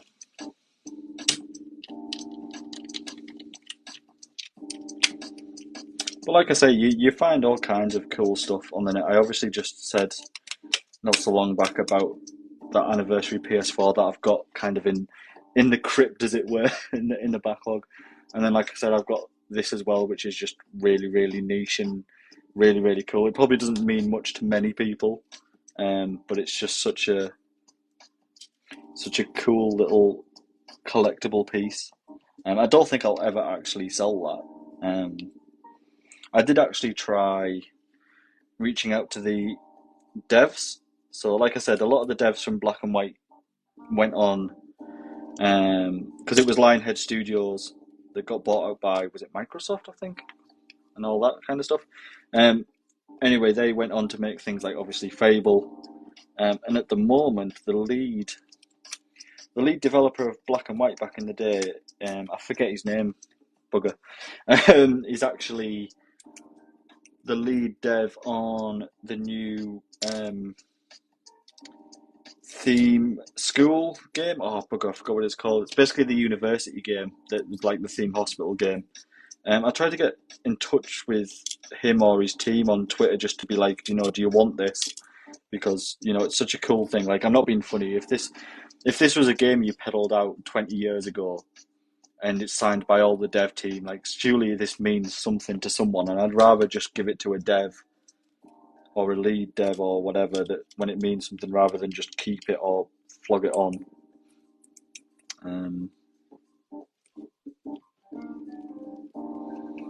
There we go. Right, so that board should be held in place. Yeah, I'm just going to tighten everything back up just to be sure. I'm going to just pop that there so it doesn't get in the way. That all looks good to me. We're going to flip it around because now nothing should fall out. Yep, all looking good to me. Yep, I would say that's secure. Let's pop that there like that. Let's have a quick look over to make sure there's nothing glaring in terms of dirt or anything. And I think we're all looking good here. I see a little bit of dirt there, so I'm going to just quickly grab the toothbrush with some alcohol on it again and just scrub away very gently.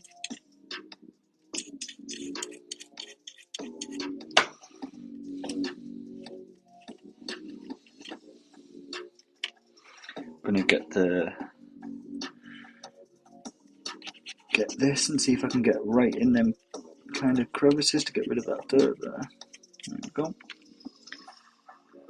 Some left over on this corner as well that I'm just going to chip away at. Do you know what? I'm going to use this and just, there we go. That's got rid of that. And then some more just in there. I'm going to get a bit more alcohol. There we go. Sorted. Right, let's clean this up. Let's give it a bit of a blast to get rid of any dust or dirt that's lingering.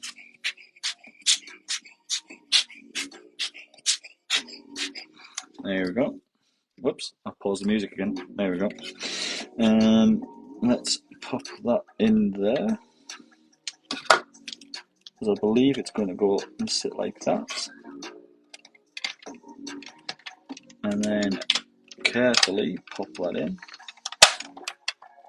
There we go. Right, we're down to the last screws. So we should have 1, 2, 3, 4, 5, 6 screws.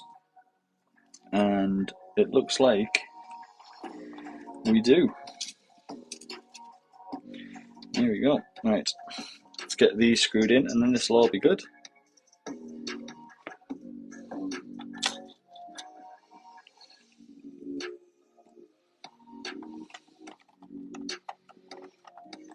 Just 6 more screws and then I can go eat. I am starving. I honestly didn't expect this stream to last so long. I was only doing it as a bit of a chill stream, but people seem to really enjoy it, so I stayed on. But I do need to leave and go grab something to eat. Let's get this all screwed in. Oops, sit properly, please. Thank you. That's in there nice and tight. Now, this third one, or is it the fourth one? It's the fourth one. This one just goes in here.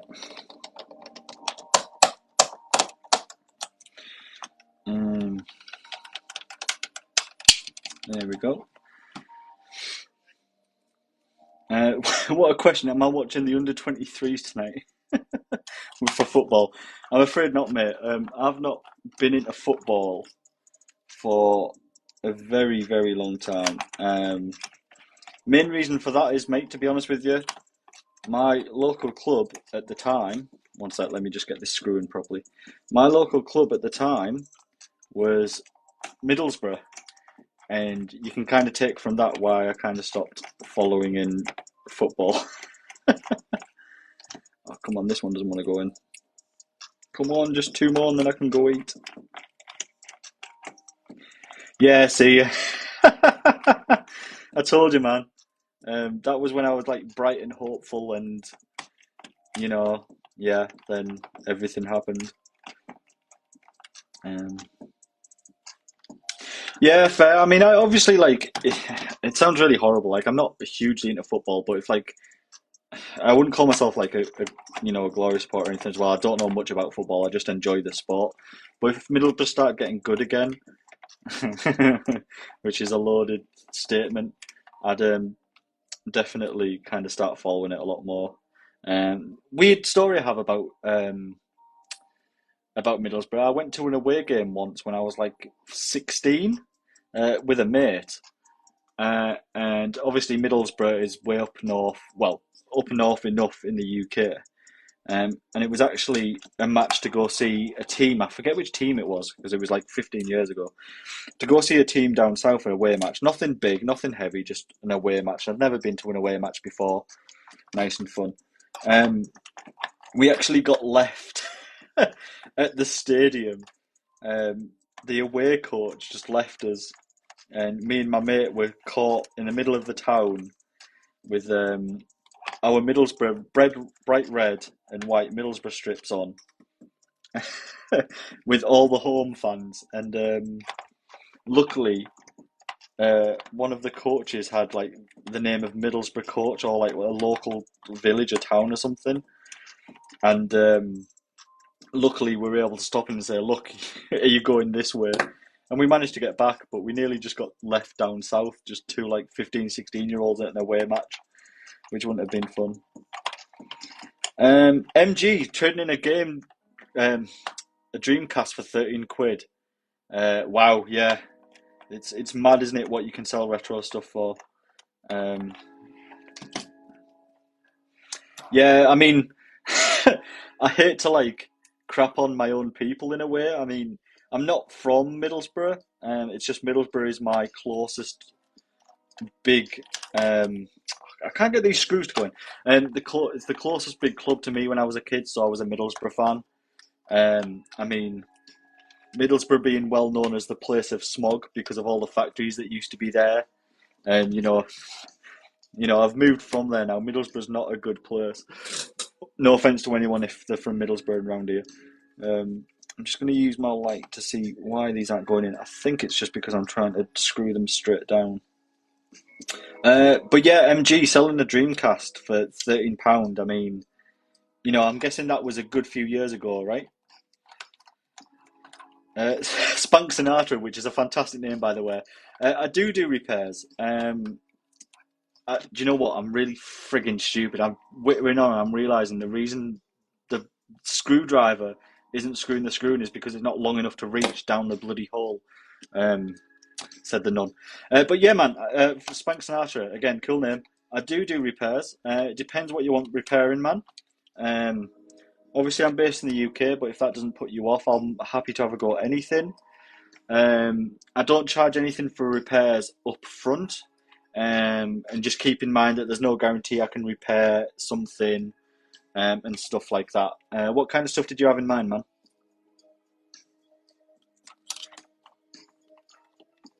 Um, Ooh, okay, original Game Boy, absolutely, man. Do you know what the problem is with it? Is it just not turning on? Is it screen issues?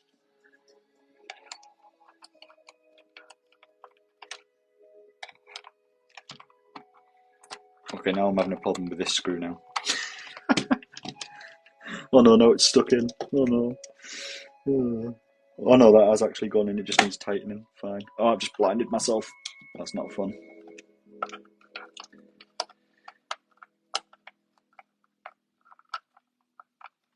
The sides of the screen are cut off. Okay, so you can actually fix that yourself. You'll actually find on my TikTok. What I'm going to guess is it's the vertical lines. I'm more than happy to take a look at it for you and kind of do a repair for you. That's not an issue. I absolutely have no problem with that whatsoever. But if you're comfortable with taking apart a Game Boy, and you're comfortable with a soldering iron, and the problem is that it's vertical lines, then um, chances are you just need to solder an iron a bottom bit of the connector on the Game Boy. It's really kind of easy to do. Um, like I've been saying on the stream, I have a YouTube channel as well. Just YouTube search Blown Cartridge. Um, I've just received a lot in of 25 Game Boys of like original Game Boys, colors, pockets, and I'm doing a series where I go into how much I make on them, how much it costs for me to repair them, stuff like that. I show everything basically. Um, but yeah, I do repairs and stuff like yeah, man. See stuff that's been with you since as a kid is like always like um, it's a big thing you want to keep hold of it. I tell you what, give me 1 second.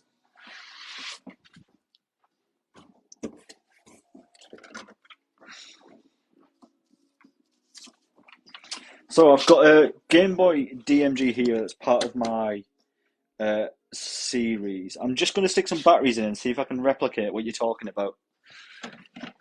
Let me get some batteries.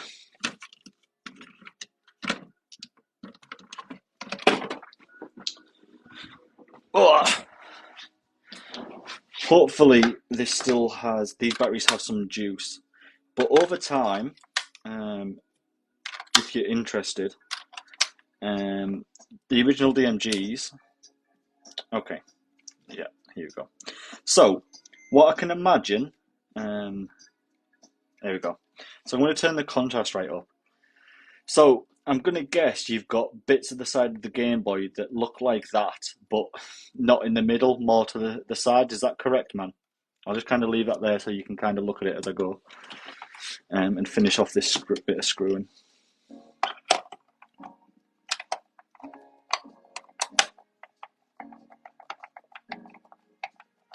Yeah. So, cool. It is. So that's just vertical lines. So I won't get into the what it actually is, but basically the screen is absolutely fine. There's nothing wrong with the screen. It just needs a bit of repair under here. I'm happy to take a look at it for you and to get it fixed. That's not an issue either. Add me on, say, Discord or message me on TikTok, whatever you feel best, man. I'm happy. I've kind of got YouTube as well. Message me on any of them. If you want a proper chat, like I say, we'll talk on Discord. To be honest with you, for repairs like that, I wouldn't charge a lot, to be honest with you, because it'd literally take me like 5 minutes to be completely honest with you. But I'm more than happy to look over it for you and to see if I can fix it. And like I say, I don't guarantee that I can fix everything because, this is really old tech. Then, me and you will talk about a way that we can either improve it if you really want to, or I'll get you a replacement screen or anything like that, man. We'll get you sorted out. I try and do as best I can. As long as people appreciate that sometimes old tech like that just can't all be, just can't instantly be fixed and it's all easy and thingy. Yeah, give me a message, man. Again, really fucking cool name. Give me a message on Discord, Twitter, bloody TikTok, and I'll get an address off you and we'll kind of talk it over. But yeah, you're talking a pittance for me to fix it for you, mate. But I'll get you sorted, don't you worry. If you want kind of any information on what I would be doing to it, like I say, I've got a series where I'm going through 25 of them things and fixing things like that, or buttons not working, and stuff like that. Have a look and make sure you kind of like feel comfortable with it, and so you know what I'm talking about. And then get in touch, man, and I will definitely sort you out because fixing something like that is like, to be honest with you, don't let other Game Boy people hear you just say that because they'll charge you an absolute fortune. But honestly, it'll take me 5 minutes. I've got no issue to help you out, especially, man. Do you know what? Especially if it's a console you've had since you were a kid. I 100% get that, and I'm envious that you've kind of got a console that's still from that era. Send me your address, and I'll sort you out, man. No worries whatsoever. Right, so I'm starting to kind of finish on this now. I've not got much left of it to do. Like I say, this was only meant to be a quick stream, but it's turned out to be, about 3 or 4 hour stream. Like I say, I've not ate this evening yet. I've finished work, which this isn't my day job. During the day, I'm a web developer, so I work from home. And I do this as kind of like a hobby. But yeah, I've kind of not ate or really drank or anything yet. My bladder's killing me because I've not been to the loo for like 4 hours, which you obviously didn't need to hear, but there you go. I'm afraid that's the kind of content you get when you tune into my stuff. But yeah, this looks all good now. So I've really enjoyed the stream, to be honest with you. I've gotten through some stuff, and like I say, if you want to see my more professional stuff, I say professional, there's jokes and everything. Well, I tried to make jokes anyway. Check out YouTube. I do a few videos on there. But for TikTok, for streams like this, it's just a way people can chat, get together, have some nostalgia, and just kind of for a review of the things I fix on this stream will be going on TikTok at some point this week. If you want a code for 10% off on eBay, give me a holler and we can work something out. I get stock in all the time. If there's something you particularly want or something you want repaired, get in touch and I'll see what I can do. This stuff will be going on eBay at some point this week once I get photographs and give it a good test.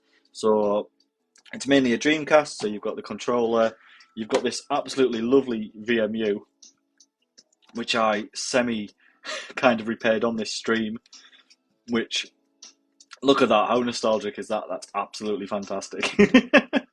I still just love messing with it. It's really cool. Just like the little dogs and the time. The fact when I turned this on and it thought it was 2000, the year 2000, incredible.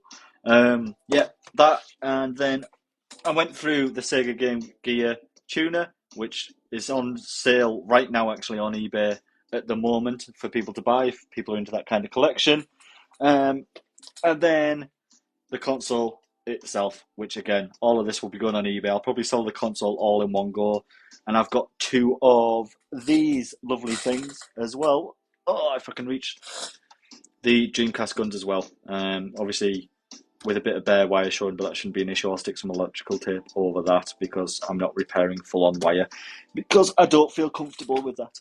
But yeah, thank you very much for everyone watching, guys. I hope you've kind of enjoyed just sitting and having a chat and listening to me witter.